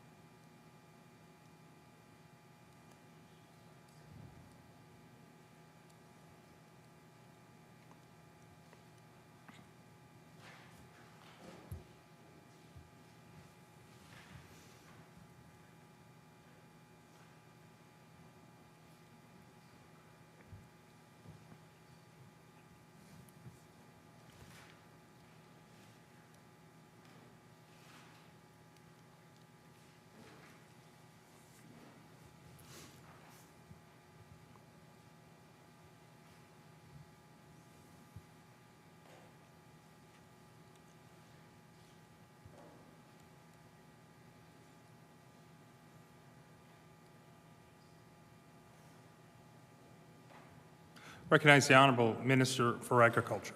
Thank you, Mr. Chair. And yes, support for new farmers is so important. I talked about a few of those ways that we're doing that. Talked about the Plant Your Roots program. That's included in this year's budget. That came from a recommendation from my Nova Scotia Youth Council on Agriculture. Again, said I was so proud of the work that they've done. We've engaged young people to find out how to get more young people, not just get into the industry, but stay in the industry. So that's a program that came from them. Get Growing is part of our budget. The Apiculture, Sustainable Growth and Health is another one.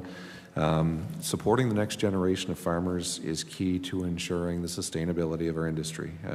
Plant Your Roots recognizes the challenges new farmers face in securing loans for farm startups. It provides eligible applicants with a rebate of up to $100,000 in interest for the first 4 years of their loan.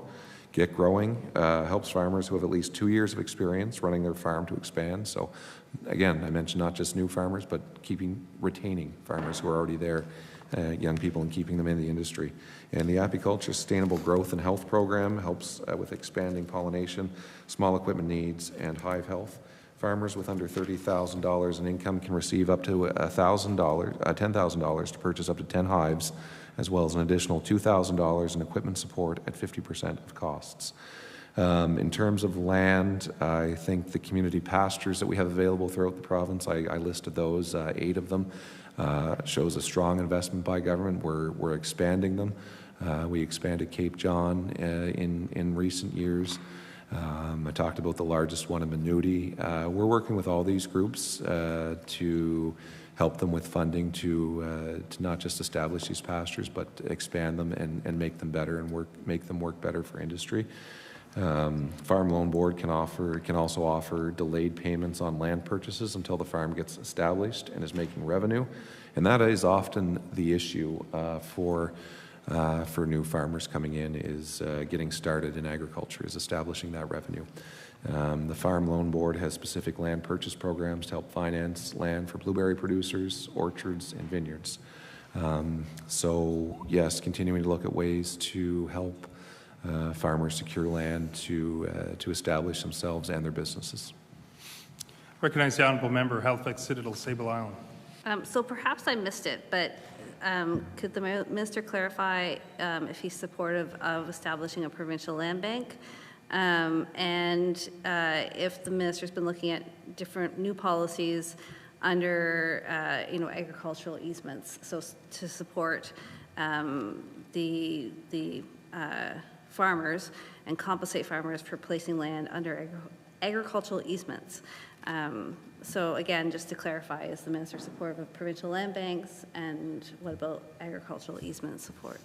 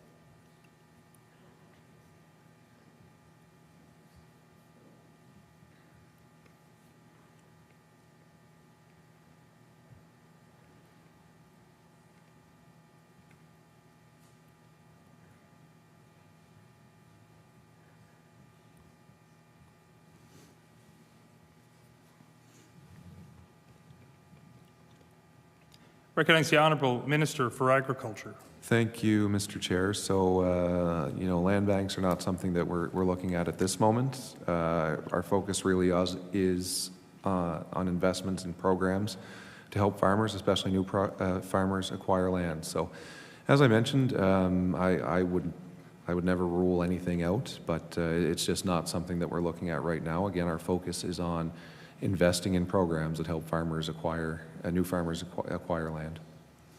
Recognize the honourable member, Halifax Citadel, Sable Island. At the Nova Scotia Federation of Agricultural Annual General Meeting this past November 2023, there was a great deal of anger expressed over the Department of Agriculture's handling of the acquisition of farmland near dikes in Hants County.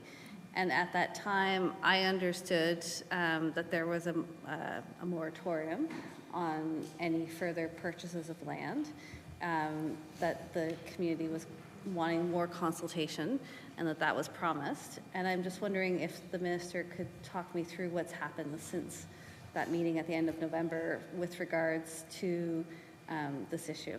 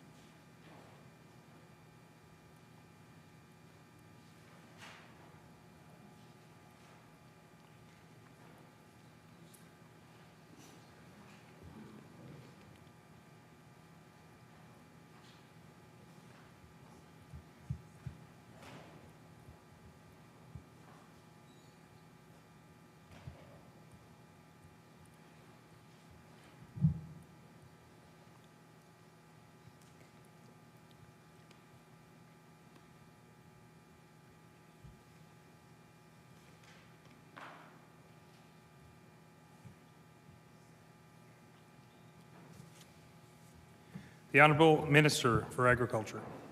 Thank you, Mr. Chair. So the Department of Agriculture is one of many partners in this project. It's led by St. Mary's University and funded in part by the Government of Canada's Aquatic Ecosystems Restoration Fund. We've provided $150,000 from our department for this. There's $1.9 million from the province's Green Fund at Environment and Climate Change.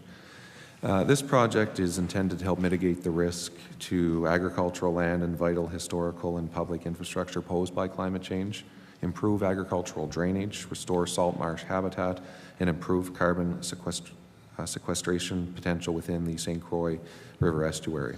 The project will require land for research purposes, and the province, through the Department of Public Works, was planning to focus on acquiring land that is marginal use and not likely to be used in the future for food production.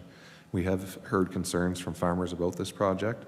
We committed to halting the purchase of land until the agriculture sector could be more fully engaged. And the team at St. Mary's University led an information session with the Federation of Agriculture in the Hants region in November, and with the public, landowners and farmers in December. I recognize the Honourable Member Halifax Citadel Sable Island. So is the purchase of land still halted?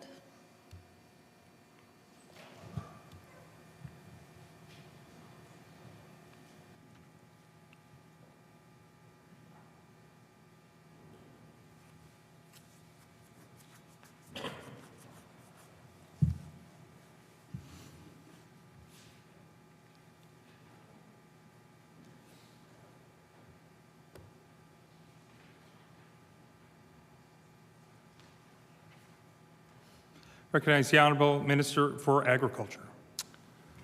Thank you, Mr. Chair. Yes, we have committed to halting all land purchases until the consultation is done.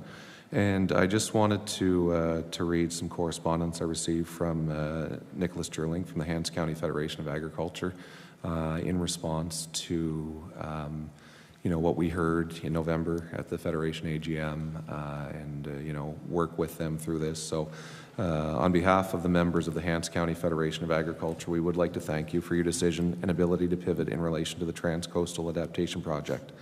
We are very pleased with the emphasis you are putting on the growth and sustainability of our industry at this time. We would also like to thank you for the 2023 Season Response Program, allowing access to $9.2 million from farms affected by the flooding and excessive moisture. The 2023 Season Response Program shows your commitment to agriculture and a forward-thinking attitude. This will alleviate some of the expenses and losses due to a devastating 2023. Finally, we would like to commend you on returning the Ag Reps to the Department of Agriculture. We find it a pleasure to work with our current representative and would like to communicate the excellent job we see through their work. I recognize the Honourable Member Halifax Citadel Sable Island. So I'm wondering if the minister could elaborate on what next steps are in this project, or the decision to have halted the acquisition of land.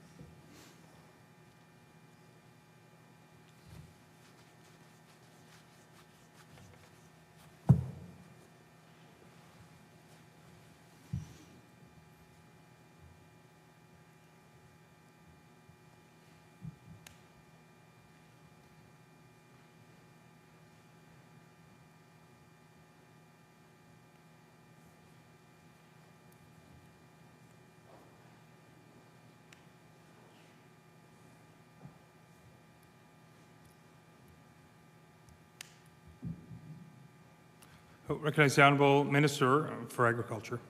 Thank you, Mr. Chair. So, yes, SMU will finish the consultation process before anything happens. They'll generate a report for my review with recommendations, included in that the determination of, whether we're going to purchase land or not. And then work with my colleagues, Minister of Public Works, and we'll review our next steps going forward. But right now, SMU is in the process of finishing their consultation, and I'll await their report back. I recognize the honourable member for Halifax Citadel, Sable Island. I think, part of the concern that was expressed at the AGM was this feeling that the land purchases were quite predatory, particularly for farmers who were perhaps not considering retirement or transition, and what constituted marginal versus productive land.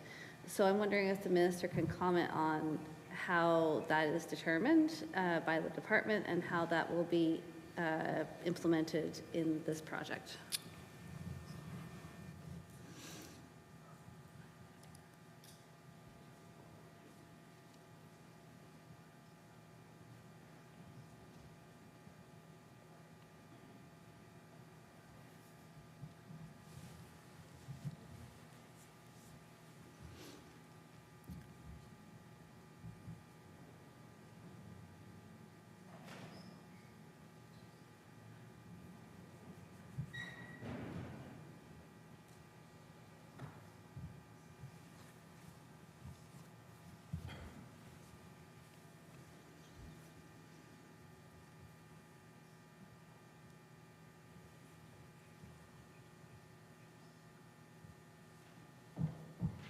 Recognize the honourable Minister for Agriculture.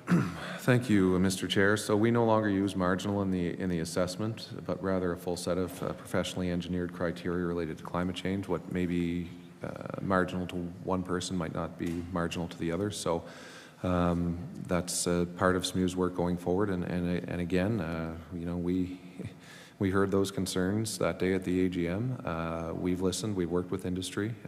SMU has gone back and consulted.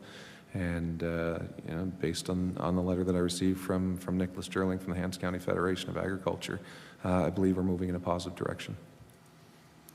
Recognize the honourable member, Halifax Citadel, Sable Island. Is there any money in this year's estimates for the Department of Agriculture for dike system management?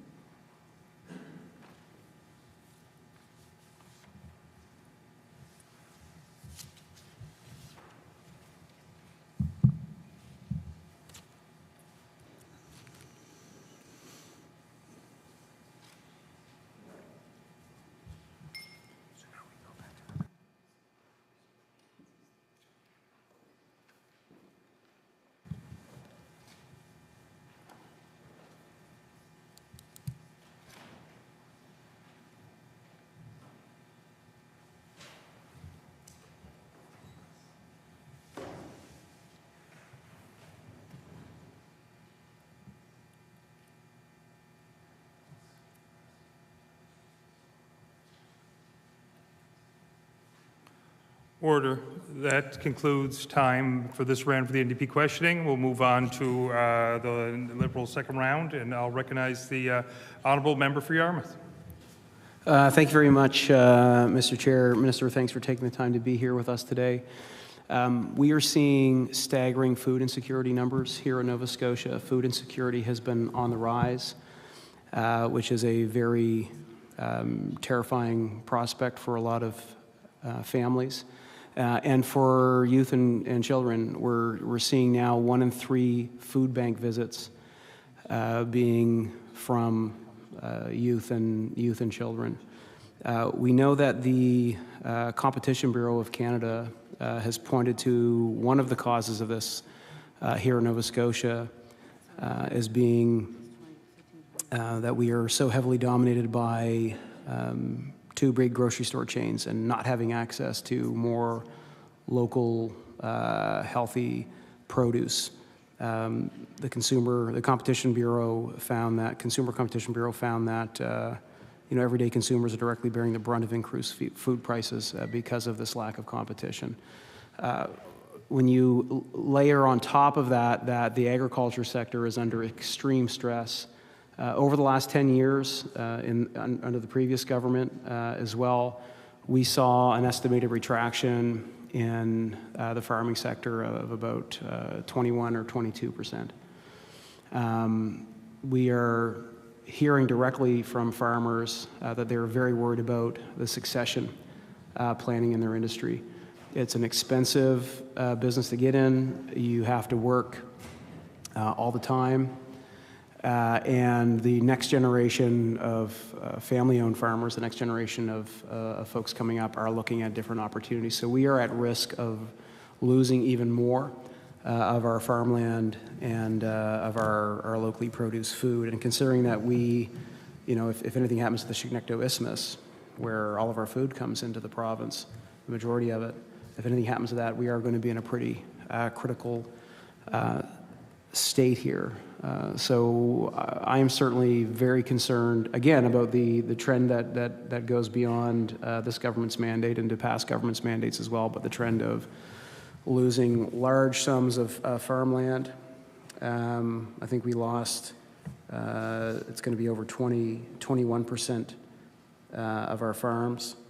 And when you compare that to the amount of farms that are being lost in the country, that's at less than 2%. So we are exponentially above the national average in losing farm and farmland.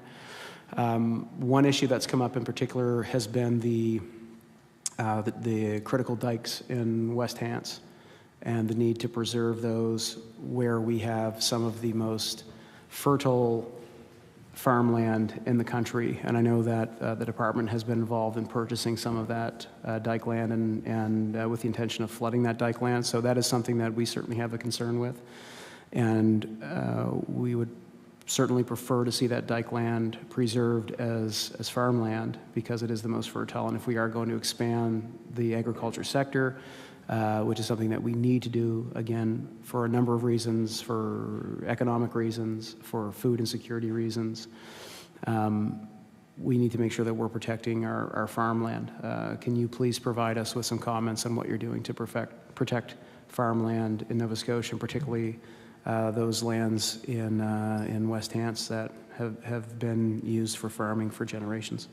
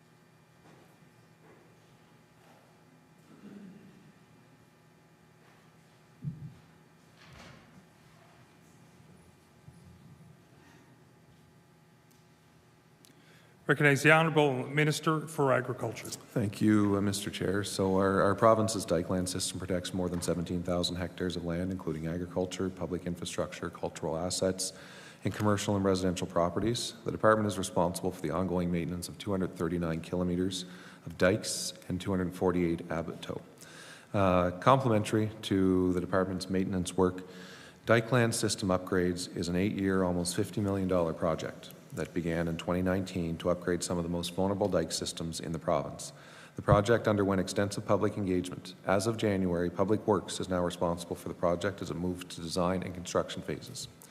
Separate from the province's maintenance and upgrades work, St. Mary's University is leading research looking at river dikes, wetlands, and the impacts of climate change. That research is funding from both the federal and provincial governments. Public and stakeholder engagement for their work is currently underway. Department of Agriculture, through its Land Protection Unit, is responsible for protecting agricultural marshlands along the Bay of Fundy through the Agricultural Marshland Conservation Act. Approximately $2 million budget. I guess also I would say that we talked about the Dike Land System Upgrades Project, DSUP. Again, Public Works took over the implementation of the Department of Agriculture's Dike Land System Upgrades Project, awarded under the federal government's Disaster Mitigation Adaptation Fund. This aligns with Public Works leading infrastructure projects of more than $1 million. The budget for this is $50 million, and it's cost shared 50-50 with our federal government counterparts. I recognize the honourable member for Yarmouth. Thank you, Mr. Chair. The question is specifically about the dike lands in West Hants that have been purchased by the province. The community has been informed that they could potentially be flooded, which we would lose. If that happened, we would lose some of the most fertile farmland in the province, probably the most fertile farmland, lose that totally off the, take that totally off the map for farming in Nova Scotia. And again, considering the drastic state that the agriculture sector is in, considering the situation we're in when it comes to food insecurity in our province, because we are so dependent on importing food and are losing farmland and losing farming capacity here and producing less food in Nova Scotia. Is this something that the minister is concerned about, and can he provide some answers as to what's going to happen with that dike land that's been purchased by the province? If it is going to be maintained for farmland, or if it is going to be flooded as part of a coastal protection initiative?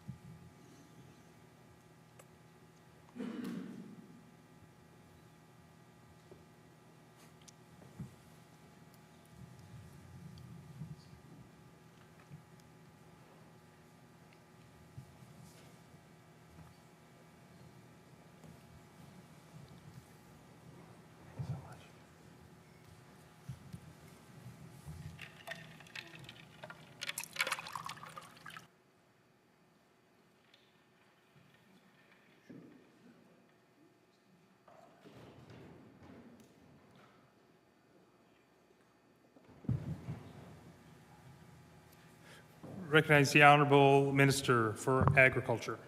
Thank you, Mr. Chair. In regards to that land purchase, Public Works has purchased that land. It is being held. No action is being taken. There will be no flooding done until consultation with industry takes place in the community. We have committed to no new land purchases.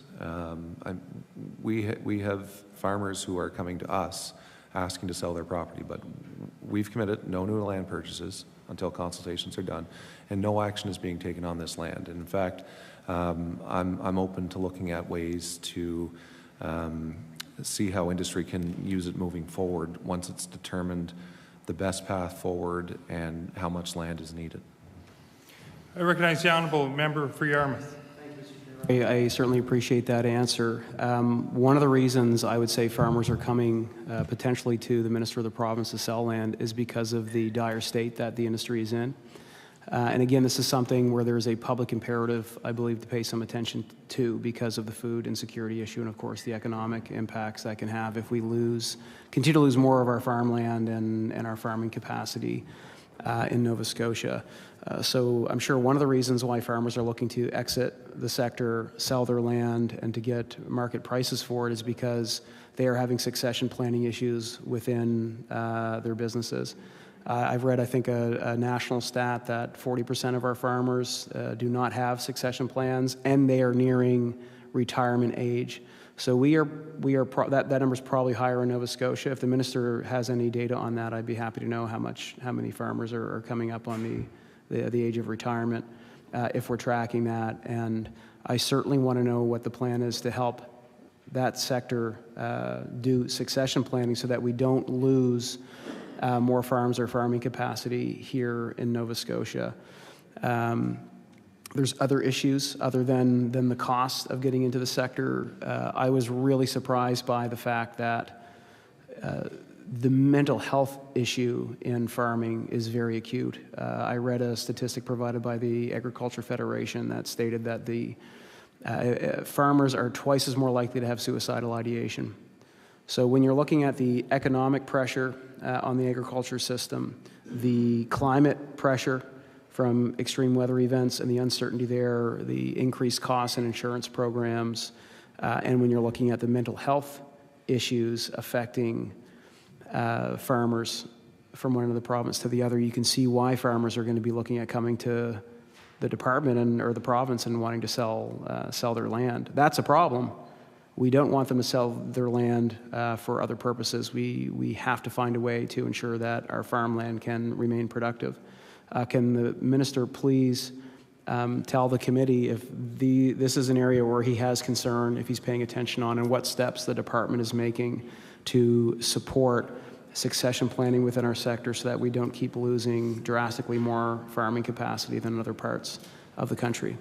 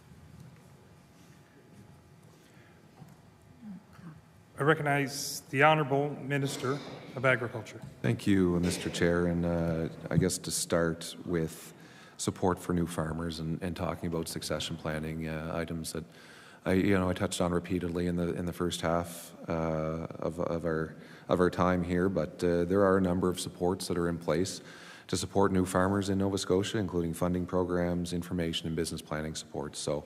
Already tonight talked a lot about Plant Your Roots, program that I'm so proud of that came from our Nova Scotia Ministers' Youth Council on Agriculture that I developed to get feedback from young people on what they need to recruit other young people, retain young people, and keep them farming.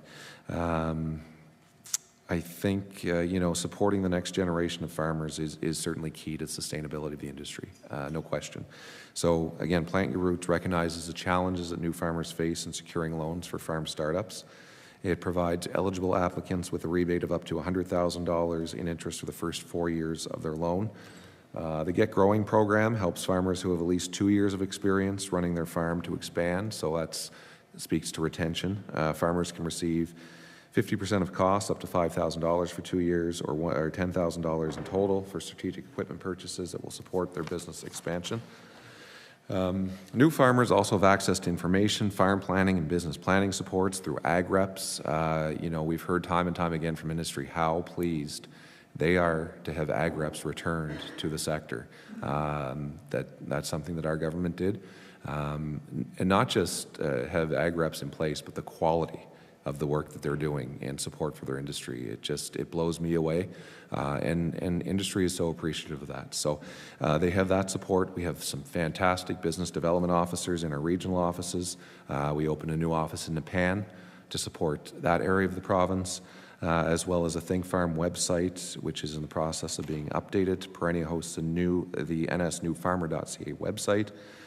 There's a lot to go through in talking about farmers coming to sell land.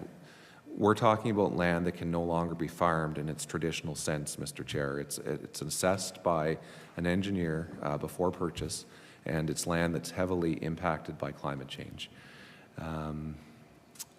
So again, going back to recruitment and retention, I mentioned this in my opening remarks that the average age of farmers in Nova Scotia is 58. That's high.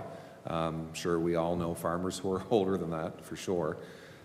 So we are working on succession planning with the Federation. I talked about Plant Your Roots. I do want to touch on mental health. It's an important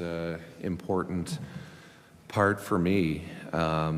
I always tell the story of what I've learned in my few years in this role, and I was always under the impression growing up, the farmers that I knew, they wouldn't say anything if they had some sort of issue. They just kind of suck it up, continue on with their work, and kind of not pay attention to that. So I've learned that that's not the case. Farmers are struggling with their mental health. I've talked about all the challenges that the sector is facing: labor challenges, rising costs, labor. These are in addition to the weather events that we've seen in the last 16 months, whether it's Fiona, whether it's the polar vortex, whether it's wildfires, floods, just an incredibly rainy season that we just went through. So these are all real things that are impacting farmers. And part of that learning for me was leaning into our Atlantic colleagues, and we have a minister in PEI who's done great work on this front, and through the Farmers Talk initiative. And this is a topic that we discuss at every time we meet at the Atlantic ministers level, at the federal ministers. That colleague actually was shuffled out for a brief period, and we said we got to pick up the ball for our colleague here and continue this important work because it is so important. He speaks very passionately about it, and I've seen the impacts of mental health firsthand when I visit farms after these events. So we are investing. We provided $90,000 to the Federation for mental health, supporting each year for 5 years. And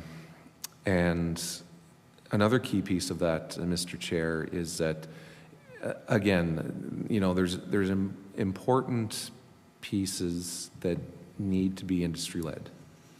I really do believe that. Not everything can be industry-led, but I believe that mental health is one that should be, because who are we as a government or a bureaucracy to go in and tell farmers what they need? They know what they need. They know how to handle these situations, these questions. So that's why we are working with the Federation to allow them to develop the programs, but we'll continue to work with them. Recognize the honourable member for Yarmouth. Thank you very much, Mr. Chair. I mean, I would argue that it's not the agriculture sector's responsibility to provide mental health.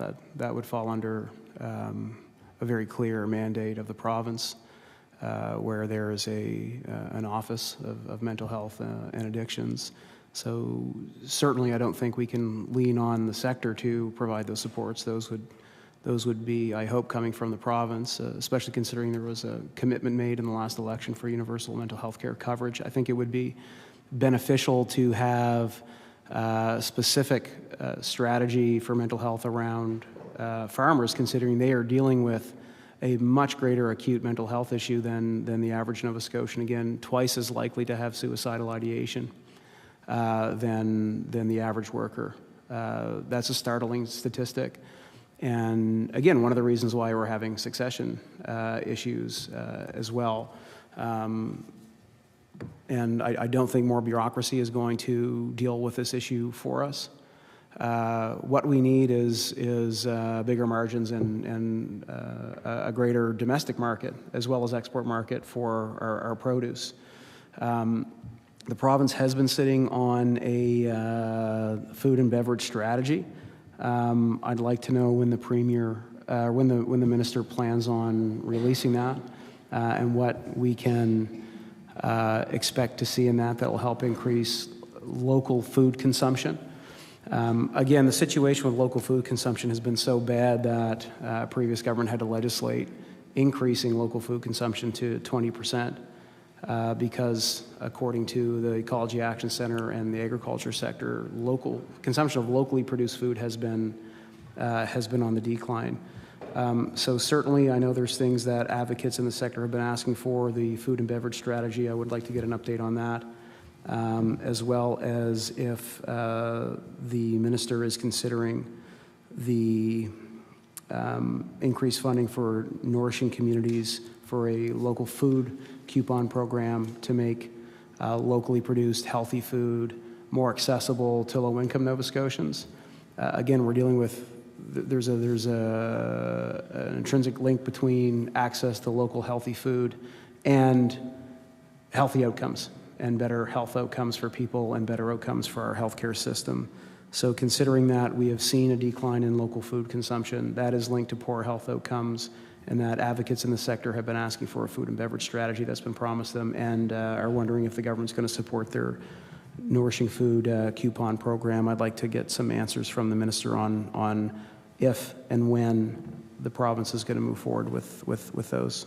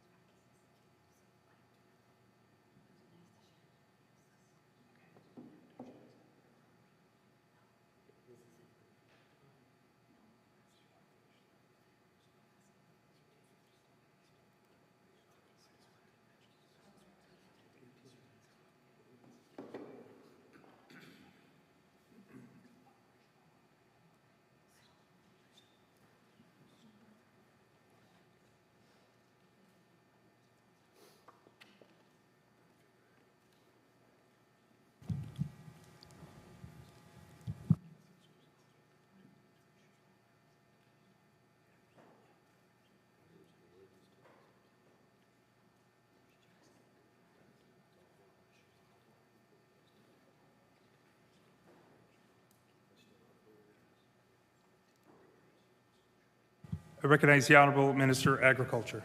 Thank you, Mr. Chair. And I just want to clarify, going back to the mental health piece, that certainly would never download this responsibility to industry. The point that I was making was that industry knows industry best, and we will be there to support programs that they develop. We'll work with them, but I see our role in that is funding what they bring forward, and we've done that. We had our Minister of Addictions and Mental Health meet with myself and Farm Safety Nova Scotia to hear their concerns, and that really precipitated our funding in those programs. So that was a catalyst for that. On the Nova Scotia Food and Beverage Strategy, there's been lots of work done on the development of this strategy. I mentioned earlier 12 to 14 departments, really across government approach at various stages, and others were consulted. The working group did a review of existing food-related initiatives in government with more than 90 identified. They talked to key partners about what should be included, and then did a public consultation on potential focus areas, talked about the public consultation, 1,900 responses from Nova Scotians. We're very appreciative of their input.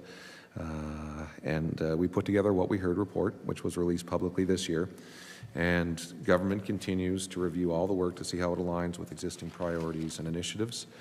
In the meantime, we are working on projects to enhance awareness, increase production, and improve access to healthy local food. For example, we're promoting local foods here and abroad, as well as agriculture awareness through agriculture in the classroom, something I talked about in my opening remarks, encouraging technology and varieties to help extend growing seasons, supporting value added in both large and small scale processing, and implementing pilots in a variety of public institutions to encourage use of food products grown here in Nova Scotia. And again, Mr. Chair, I'll repeat that the food and beverage strategy is important. We continue to work on it, but that's not stopping us from bringing in programs and support that are important to Nova Scotians. Just as a government, so proud to announce our school lunch policy. That's a key part of what we heard, is getting more local healthy food into our schools and in our institutions in general. Again, I talked earlier about this, but the question was raised. Putting more local food into our institutions. Why were we not doing this before? Into our government-owned hospitals, our long-term care facilities, our schools, our correctional facilities. We introduced a pilot at Northwood, the largest long-term care facility in Atlantic Canada, and we saw an increase of 3.5% in their local buying. And to you and me, Mr. Chair, that might not sound like a lot, but when you're talking about the largest long-term care facility in Atlantic Canada, it is a big difference. It's changing patterns. We introduced a pilot at IWK, and we've heard about how excited that the kids are about getting local apple slices from the Windsor, from the Station Food Hub in the Windsor area, or made with local bars that are being made available to doctors and nurses when they're on break, when they don't have time to sit down and have a full meal. They can grab something quickly. These are local products that we're putting in that are making a difference in our institutions. Our school food pilot, our fresh food carts in Chignecto Central, and recently the Strait Regional Centre for Education. We heard that some people felt these might be patchwork, but what they've done through their funding is to help institutions learn how to take down some of the barriers that come with purchasing local food. And again, I'd go back to our stats from Northwood on the successful Northwood pilot. We're seeing that. So now as we roll out a school lunch program, they already know how to find local. And I believe it was Northwood that, I mentioned in my opening remarks, we replaced 13 imported food categories with local products. So that is substantial. So we are doing that important work that that is included in a more fulsome food and beverage strategy. We're doing that work now. We'll continue to do it, and we'll continue to work on the overall strategy. On the question of the Nourishing Food Program, that is administered through Communities, Culture, Tourism, and Heritage. It's not something that the Department of Agriculture plays a role in, but it's done through CCTH. Recognize the honourable member for Yarmouth. Thank you very much, Mr. Chair. Certainly that would be a program I think that the agriculture sector would benefit from, and I know they'd appreciate some advocacy from the minister at the cabinet table on that, recognizing it's being administered by a different department, but it is one government. I believe that hopefully has an agenda here to increase local food consumption. We are hearing from the agriculture sector and advocates that local food consumption has been going down. I know that the minister has been promoting data related from a survey that suggests the numbers are above the 20% of the legislated mandate. Does the minister have confidence in that data?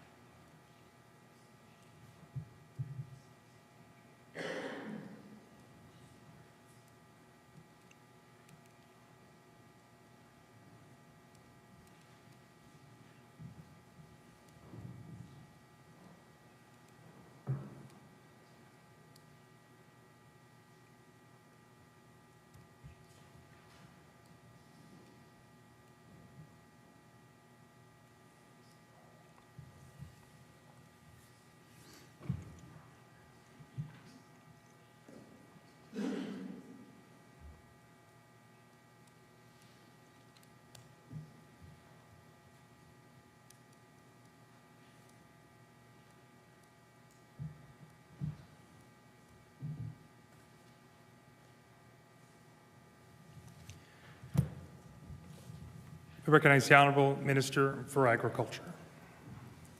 Thank you, Mr. Chair. I just want to touch on the point around advocacy around the cabinet table. Yeah, I remember a question raised at one point. You know, can this minister advocate on behalf of industry? Well, the answer, first of all, is yes. But I say, secondly, it isn't just me. We've got great colleagues across cabinet and all of government who are advocates for industry. So certainly not alone in that. And I look at my colleagues in the room and know how much it means to them. But the proof is in the pudding. You know, every time industry has needed us following us, you know, whether it's a severe weather event, we've been there. $19 million post Fiona, $15 million for the polar vortex, funding following wildfires in HRM and the South Shore area, and just recently the season response gap, $9.2 million. We've been there. I've talked about, you know, budget increases in the last couple of years. You know, that's something that industry is very appreciative of. Industry has said, you know, we need you to invest in us, but we need you to listen. And so I've mentioned the investments. We've listened. We've brought back the ag reps. We've brought meat inspectors back into the department. That's been so appreciative. When I talk about Fiona, I talked about you know, the need for simple application, because farmers were you know, were faced with just unimaginable loss, the biggest hurricane in terms of agricultural impact in the province's history. So, you know, they told us that we don't need to jump through a bunch of hoops. We needed to be simple. So that's what we did as a department. We did a one-window application. We've taken that approach forward with our programs, our federal provincial programs, to make them easier for people to apply to. And we've done it with this new season response gap. So we are listening and investing in industry. In terms of the baseline methodology, so just for background, in September of 2022, the department hired the Canadian Agri-Food Foresight Institute, or CAFI for short, to create a methodology and conduct an analysis for measuring the baseline consumer spend in Nova Scotia toward local food.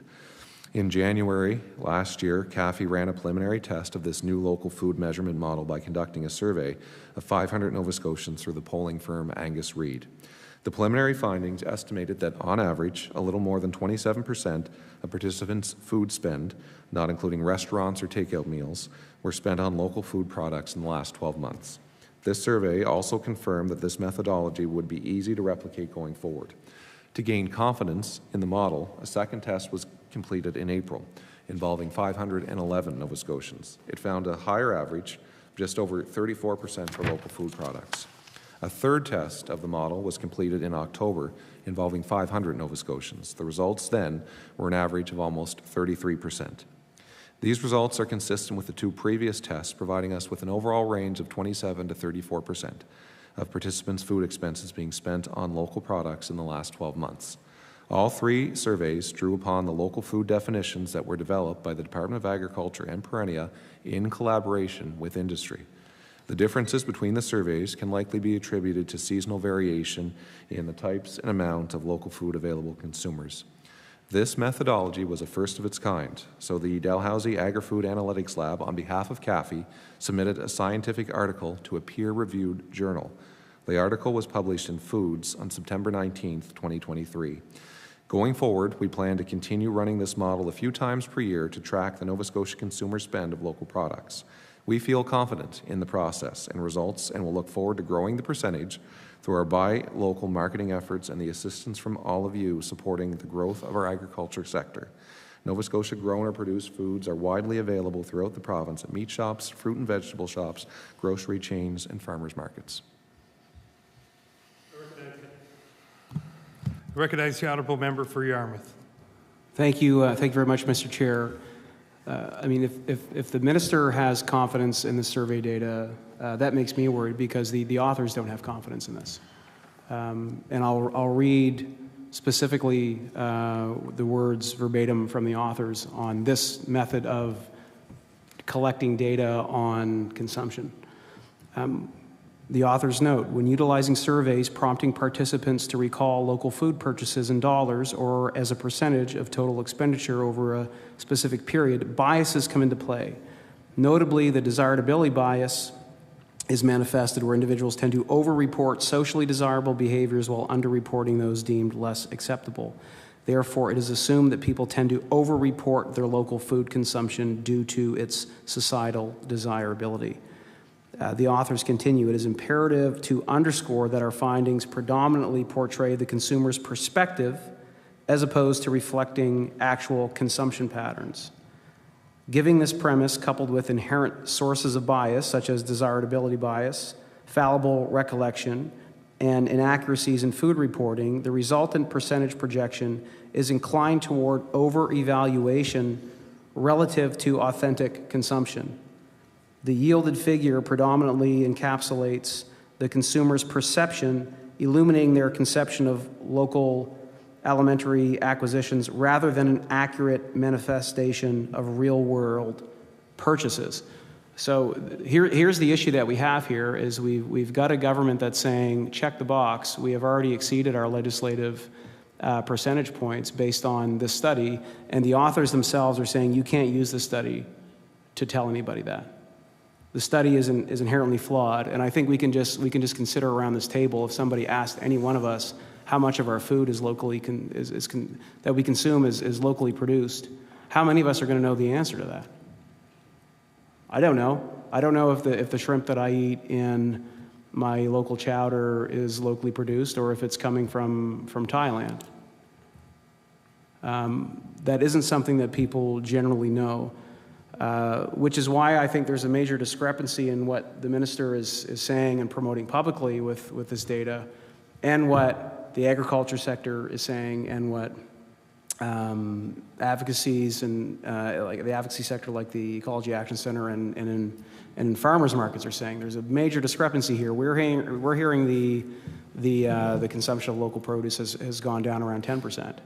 The problem is we don't know because the minister's actually not tracking what the consumption data is. He's tracking what people think they eat locally. Does the minister see the inherent flaw of using this survey-based data over actually using consumption data? And will he reconsider his methodology of collecting this data? I also want to ask the minister related to the poultry sector, because I may not have time to get another question in. Okay, I'll have one more question after that. But I mean, we've got a real problem with leaning on survey data to try and answer this question. And is the minister actually going to change that so we can get hard data that's based on reality?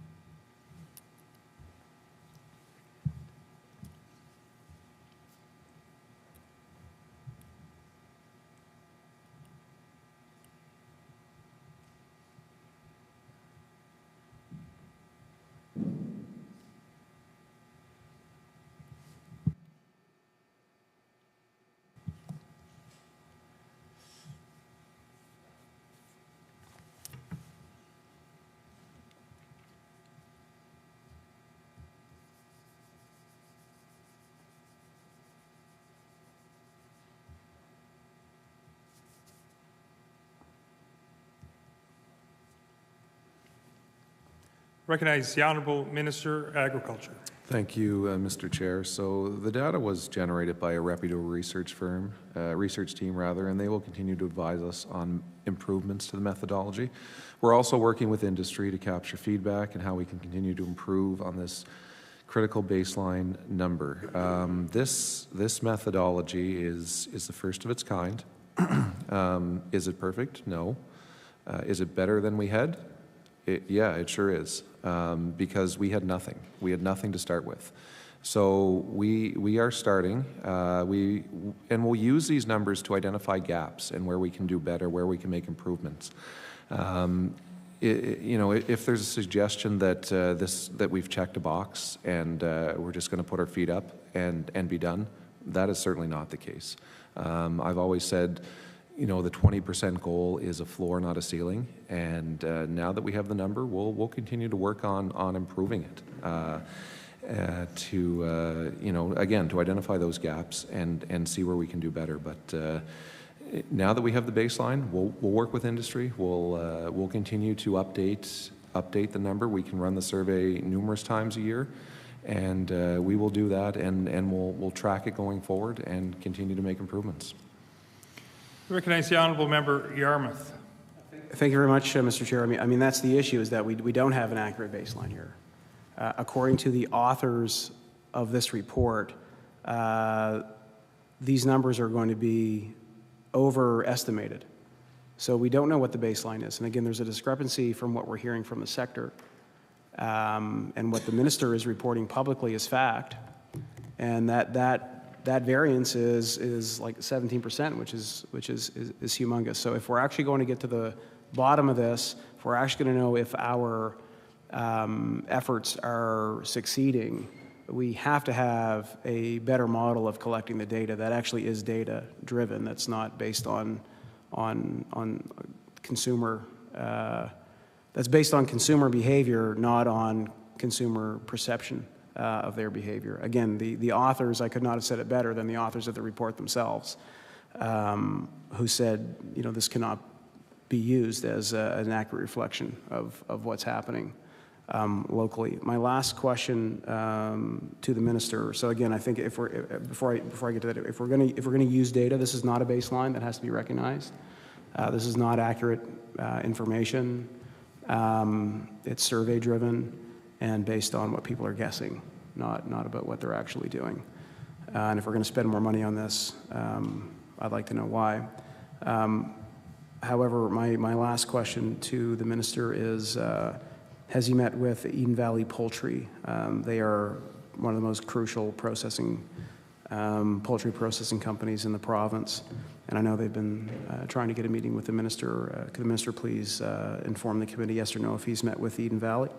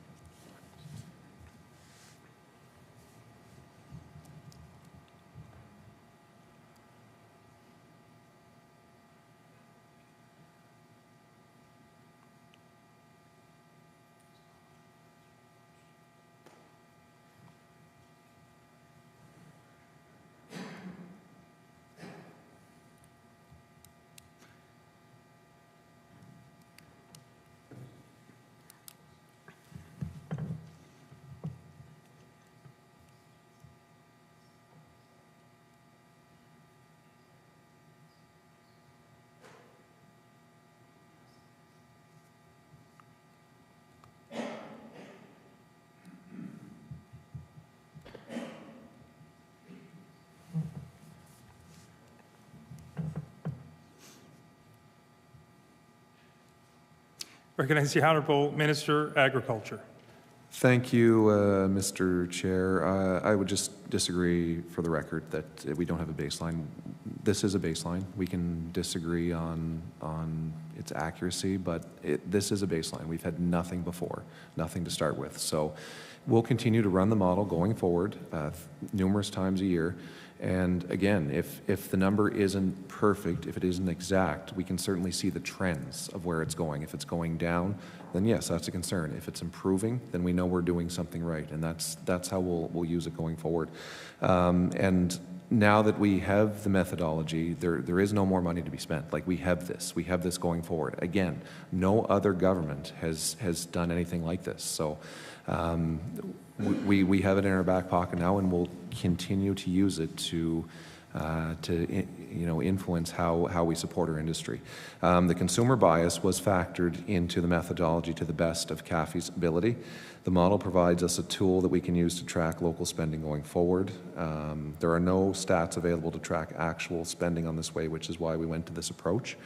There's lots of issues with point of sale or how it will be done. So this is how we decided to go forward, and I guess we can disagree, but I am confident that the number will help us support industry going forward. On the question of Eden Valley, yes, certainly been to the facility with a member from Kings West who is a great advocate for that facility. Talked to them several times, realized their importance, not just to the region, not just to the member where the member represents, but the entire province in terms of what they buy from farmers right across the province, and they're also a key driver in supporting local.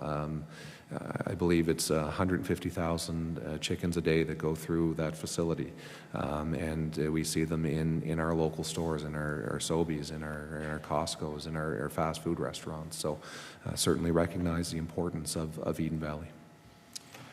I recognize the Honourable Member for Yarmouth. I will yield my time, but before I do, I'd like to say if the government would have executed on their platform commitment with the Nova Scotia Loyal Program, which was I think a credit-based system, reward-based system to track local buying of local produce, then they'd actually have a very direct way of knowing what the point of sale is on these things. So that's a commitment that was made by the government. I think that would be one that would be a good one to move forward with, to actually get a data point on that. They have to meet with our processors. We are in a processing crisis as well. We're losing abattoir capacity. And if we keep losing that capacity, we are not going to be able to process food here in our province. We've lost the abattoir in Yarmouth, and we can potentially lose it in other parts of the province. And I certainly know Eden Valley is worried about their long-term competitiveness. So that's certainly something I think that the minister needs to pay attention to. And with that said, I will yield my time to the member for Halifax, Citadel Sable Island. I recognize the member for Halifax, Citadel, Sable Island. And can you just clarify how much time is left? In the entire 4-hour span, there's 25 minutes and 40 seconds. Okay. So I will perhaps table my remaining questions as written questions for the minister.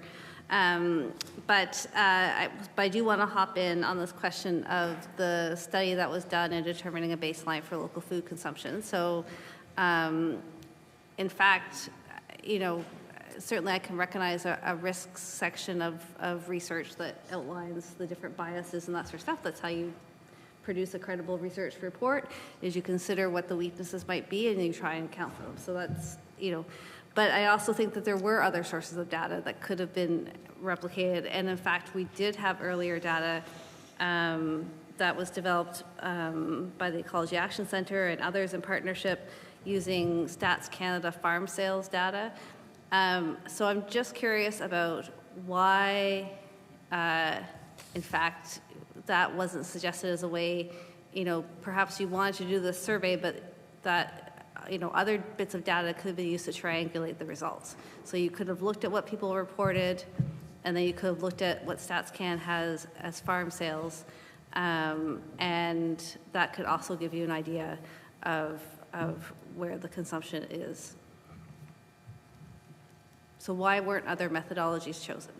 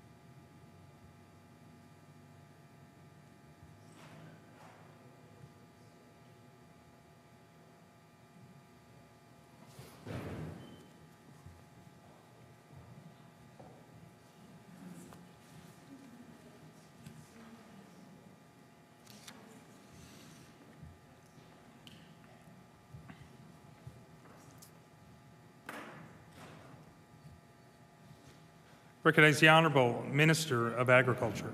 Thank you, Mr. Chair. The prior approaches did not include everything we wanted to count as local consumption. Every group had a different method. That's problematic. They couldn't necessarily agree.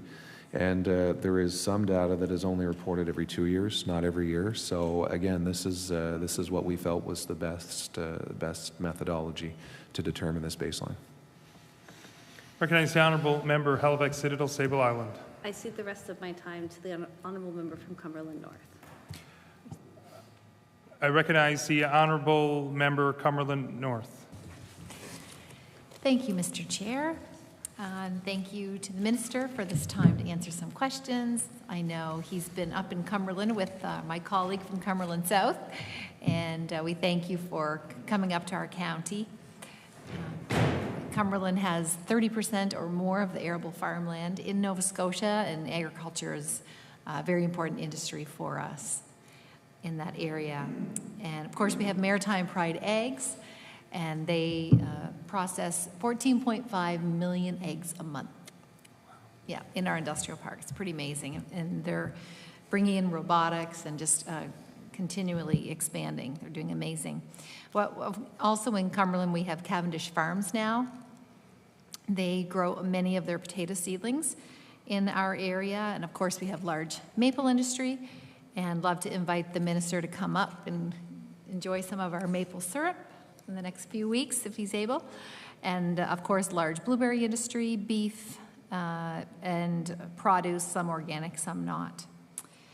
And I also was very grateful, as the farmers were, that the minister opened an agriculture office in Cumberland, and that's something we've been asking for, or I've been asking for since first elected in 2017, and I know many people have been asking for that, so we're very grateful to have that. And just recently, the minister, I'm sure, will be happy to know we were able to help, that office was able to help a local organic producer in the Wallace area get some licensing that was needed, and we were very grateful. They were very grateful. Just was able to have, it was so nice to have someone local that could help us with that. And then also, I just have to say thank you to the Buy Nova Scotia First Act was an act that I first tabled back in 2020. and it was something that the PC party had supported me in tabling, and it was so that hospitals and local institutions would buy local food. So I was so encouraged to see the government put that into action not too long ago. And then something else that we've been asking for that recently you did, the minister did, was support our maritime beef strategy. Very important to Cumberland County. So I just wanted to highlight all those things.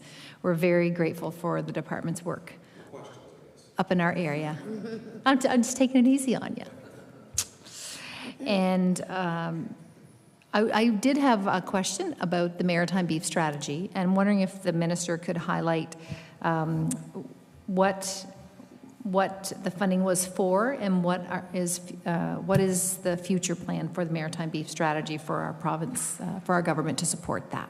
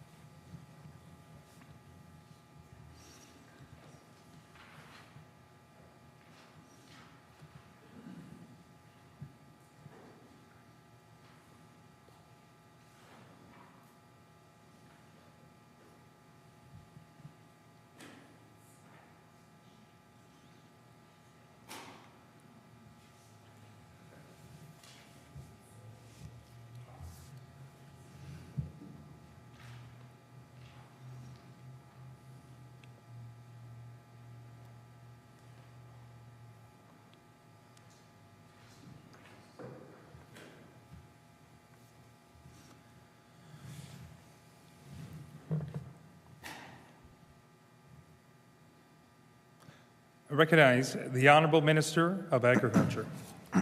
Thank you, Mr. Chair. I was, when the members started talking about all the great things going on in Cumberland County, I was furiously making notes about all we've done in the last 2.5 years, and then the member listed them all for me, so that's great. So I don't need to go through them all. I don't need to talk about our new Nepan office. I don't need to talk about our ag rep, who is so appreciated by industry. I've heard nothing but glowing reviews from this ag rep, so industry really does appreciate all the good work that she's doing. And yeah, support for the beef sector. So we are working to increase local food consumption and the percentage of Nova Scotians' food budget spent on locally grown and produced foods. I really believe that Nova Scotia is in a great position to be competitive in the beef market. Consumers want quality, affordable local products, and our producers are ready to meet that need by increasing the number of cattle raised here at home. In my travels across the province, Mr. Chair, I've heard from many farmers about what's next for Nova Scotia, and there's so much agreement that we are poised to be a major player in beef in this province, and so I'm happy to support that, and that's why we're investing in new programs and projects to help beef farmers. To assist with this, we're working with beef producers on new initiatives that increase beef production here in Nova Scotia and help the industry stay competitive and consumer-focused. We're collaborating with other departments, industry, academic, and marketing partners on the Nova Scotia Beef Initiative. That includes more investment in the Nova Scotia Cattle Producers Elite Sire Program. That's the bull bonus, Mr. Chair. It encourages the purchasing of high-quality sires. An updated forage production guide with information about optimal diet and cost of production to raise more cattle locally. Addressing training needs of Nova Scotia meat processors, so certainly that's something we're hearing, and working with our colleagues in advanced education on filling some of those gaps. Support for cattle producers to adopt new management practices and farm innovations that will prepare the industry for climate change. Provincial marketing to drive consumer awareness of the value of consuming healthy local beef along with other Nova Scotia products. This one's so important. We do have a great beef industry here. They're ready to expand, they're ready to grow, but they need some help, and that's what we're doing with this $950,000 over 2 years, and all these are so important, but we have to do a better job of making Nova Scotians aware of what great quality beef we're producing here at home. So that's a key part of it. As well, a new feedlot pilot program to encourage producers to grow their cattle in Nova Scotia instead of shipping out of province. On the processing side of it, I've certainly toured the Atlantic Beef facility in Borden, or maybe it's Albany PEI. They're a willing partner. They're ready to work with us. They say they have capacity to take in more Nova Scotia beef, so they're right there with us. And we want to trade more at home as well. So we also have the new Provincial Beef Initiative Steering Committee, including representatives from the Department, Nova Scotia Cattle Producers, Nova Scotia Farm Loan Board, Perennia, and industry. We have different members of industry from across the province. They'll work to inform the work with the province investing, as I mentioned, close to $1 million over 2 years. I think that's what I would have to say about the beef sector. And just going back to my notes, Mr. Chair, there was a comment about maple syrup. Nobody enjoys a nice glass of maple syrup more than I do, so I'll look forward to that. Thank you, Mr. Chair. I recognize. I look forward to one at the end of the night, as a matter of fact. I recognize the honourable member for Cumberland North. Thank you, Mr. Chair. I grew up drinking maple syrup too, so I can appreciate that. My uncle Wendell, who passed away 3 years ago, he was actually the largest producer in all of Atlantic Canada for several years, and probably, think back to my age, probably 40 years ago, he had over 60,000 trees tapped. But he's one of many, many producers, or he was one of many, many producers here. I wanted to just ask the minister a bit more about the beef industry with regards to processing and inspection, I guess. So has there been any work done to try to work more with our maritime partners? And of course, at Cumberland, we do have a unique situation being a border community, and it's very frustrating, the interprovincial barriers that we have. And the inspection laws can be a real barrier. And many people believe that if we could work more collaboratively, even if it was just with New Brunswick, but I believe if we worked with PEI and New Brunswick on this, we would be able to increase our local food production and usage dramatically. And beef is one of those things, but all meats. So, for example, one local business owner I knew a few years ago had brought in some New Brunswick sausages and ended up literally having to throw them all out because they had come across the provincial border. And the business owner just lost thousands and thousands of dollars. And there was really no need of that, but it was because of our interprovincial barriers and because our provinces aren't working together. And I'm wondering if the minister could maybe speak to that. Is there any work being done that could try to remove some of the barriers between at least Nova Scotia, New Brunswick, and PEI?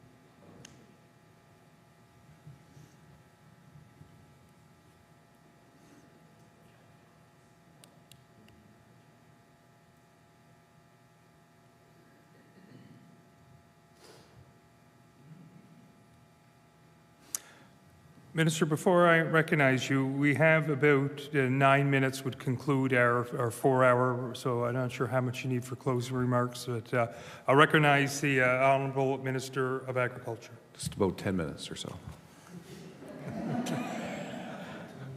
About a minute. Okay.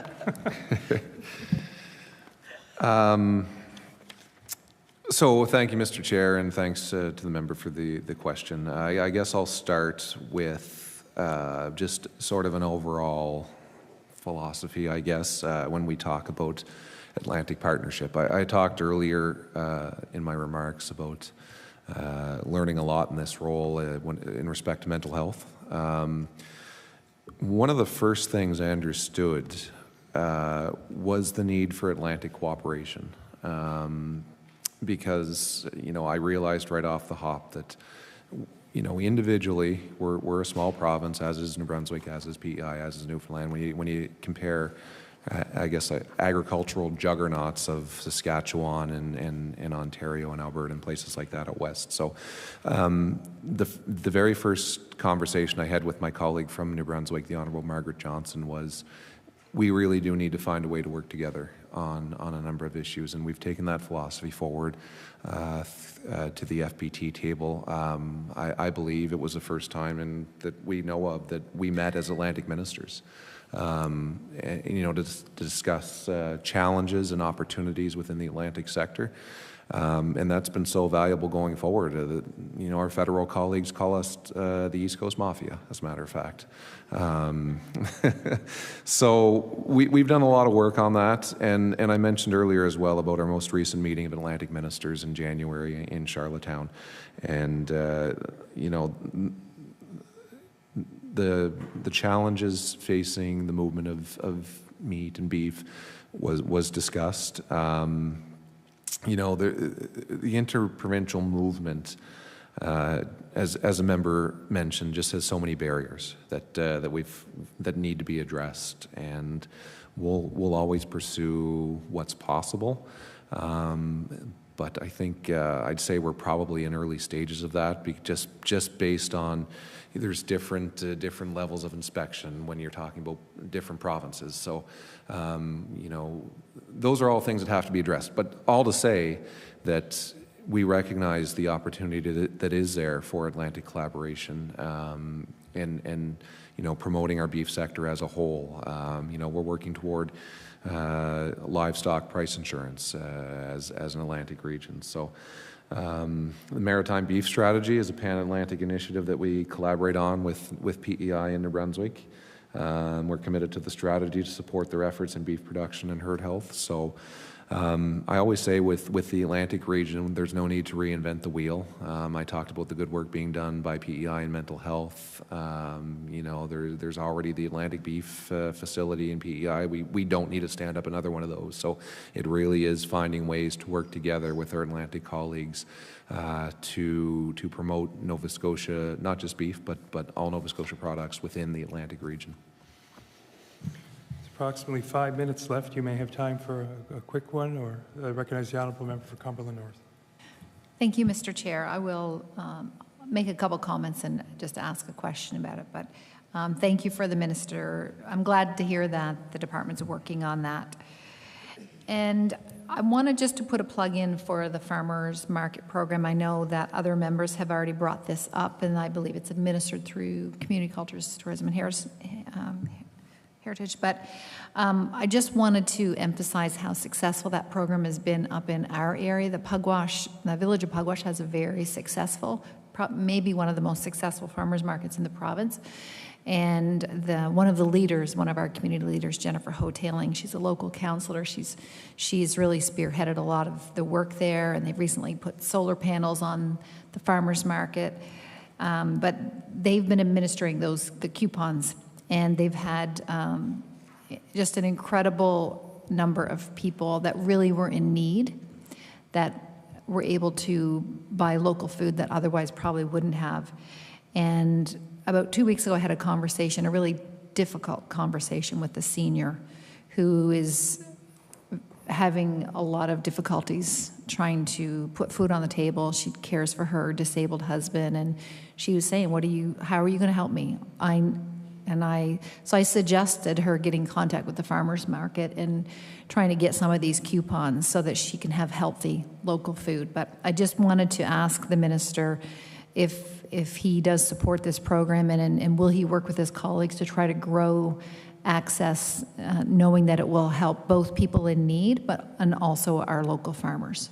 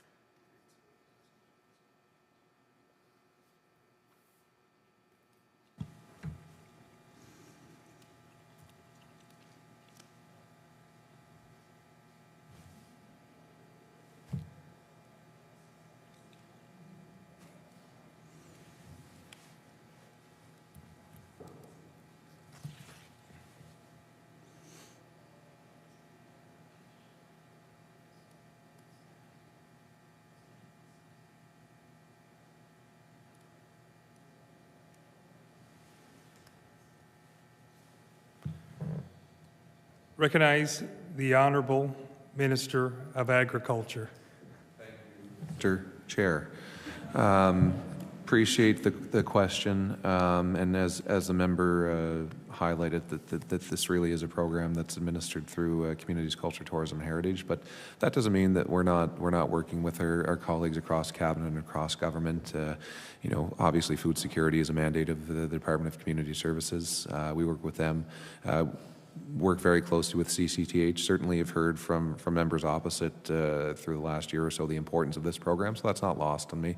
You know, we support farmers markets in a number of ways. They're vital for food security in our smaller communities, and supporting our local farmers and getting more local food on the plates of Nova Scotians. So I would say that I would continue to advocate with my colleagues on not only this program, but any program that would address food security and local food consumption.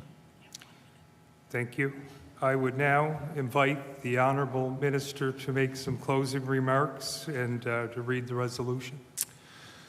The Honourable Minister of Agriculture. Thank you, Mr. Chair. I'd like to thank you for your stewardship of this process, and the members for their questions about the department and the industry that we support and we're so passionate about. We may not be the biggest department, but we play a big role in supporting communities and the economy through working with industry to promote exports and the production of healthy local food for Nova Scotians. We certainly recognize there are challenges: climate change, inflationary costs, labor being some of the big ones. But we're working closely with the sector and our partners to face these challenges head on. Again, I want to thank Deputy Robichaud, Mike O'Brien, and the team for all their support. We have dedicated people who are working hard and committed to supporting and building this sector, and together we will continue to do just that. Thank you, Mr. Chair.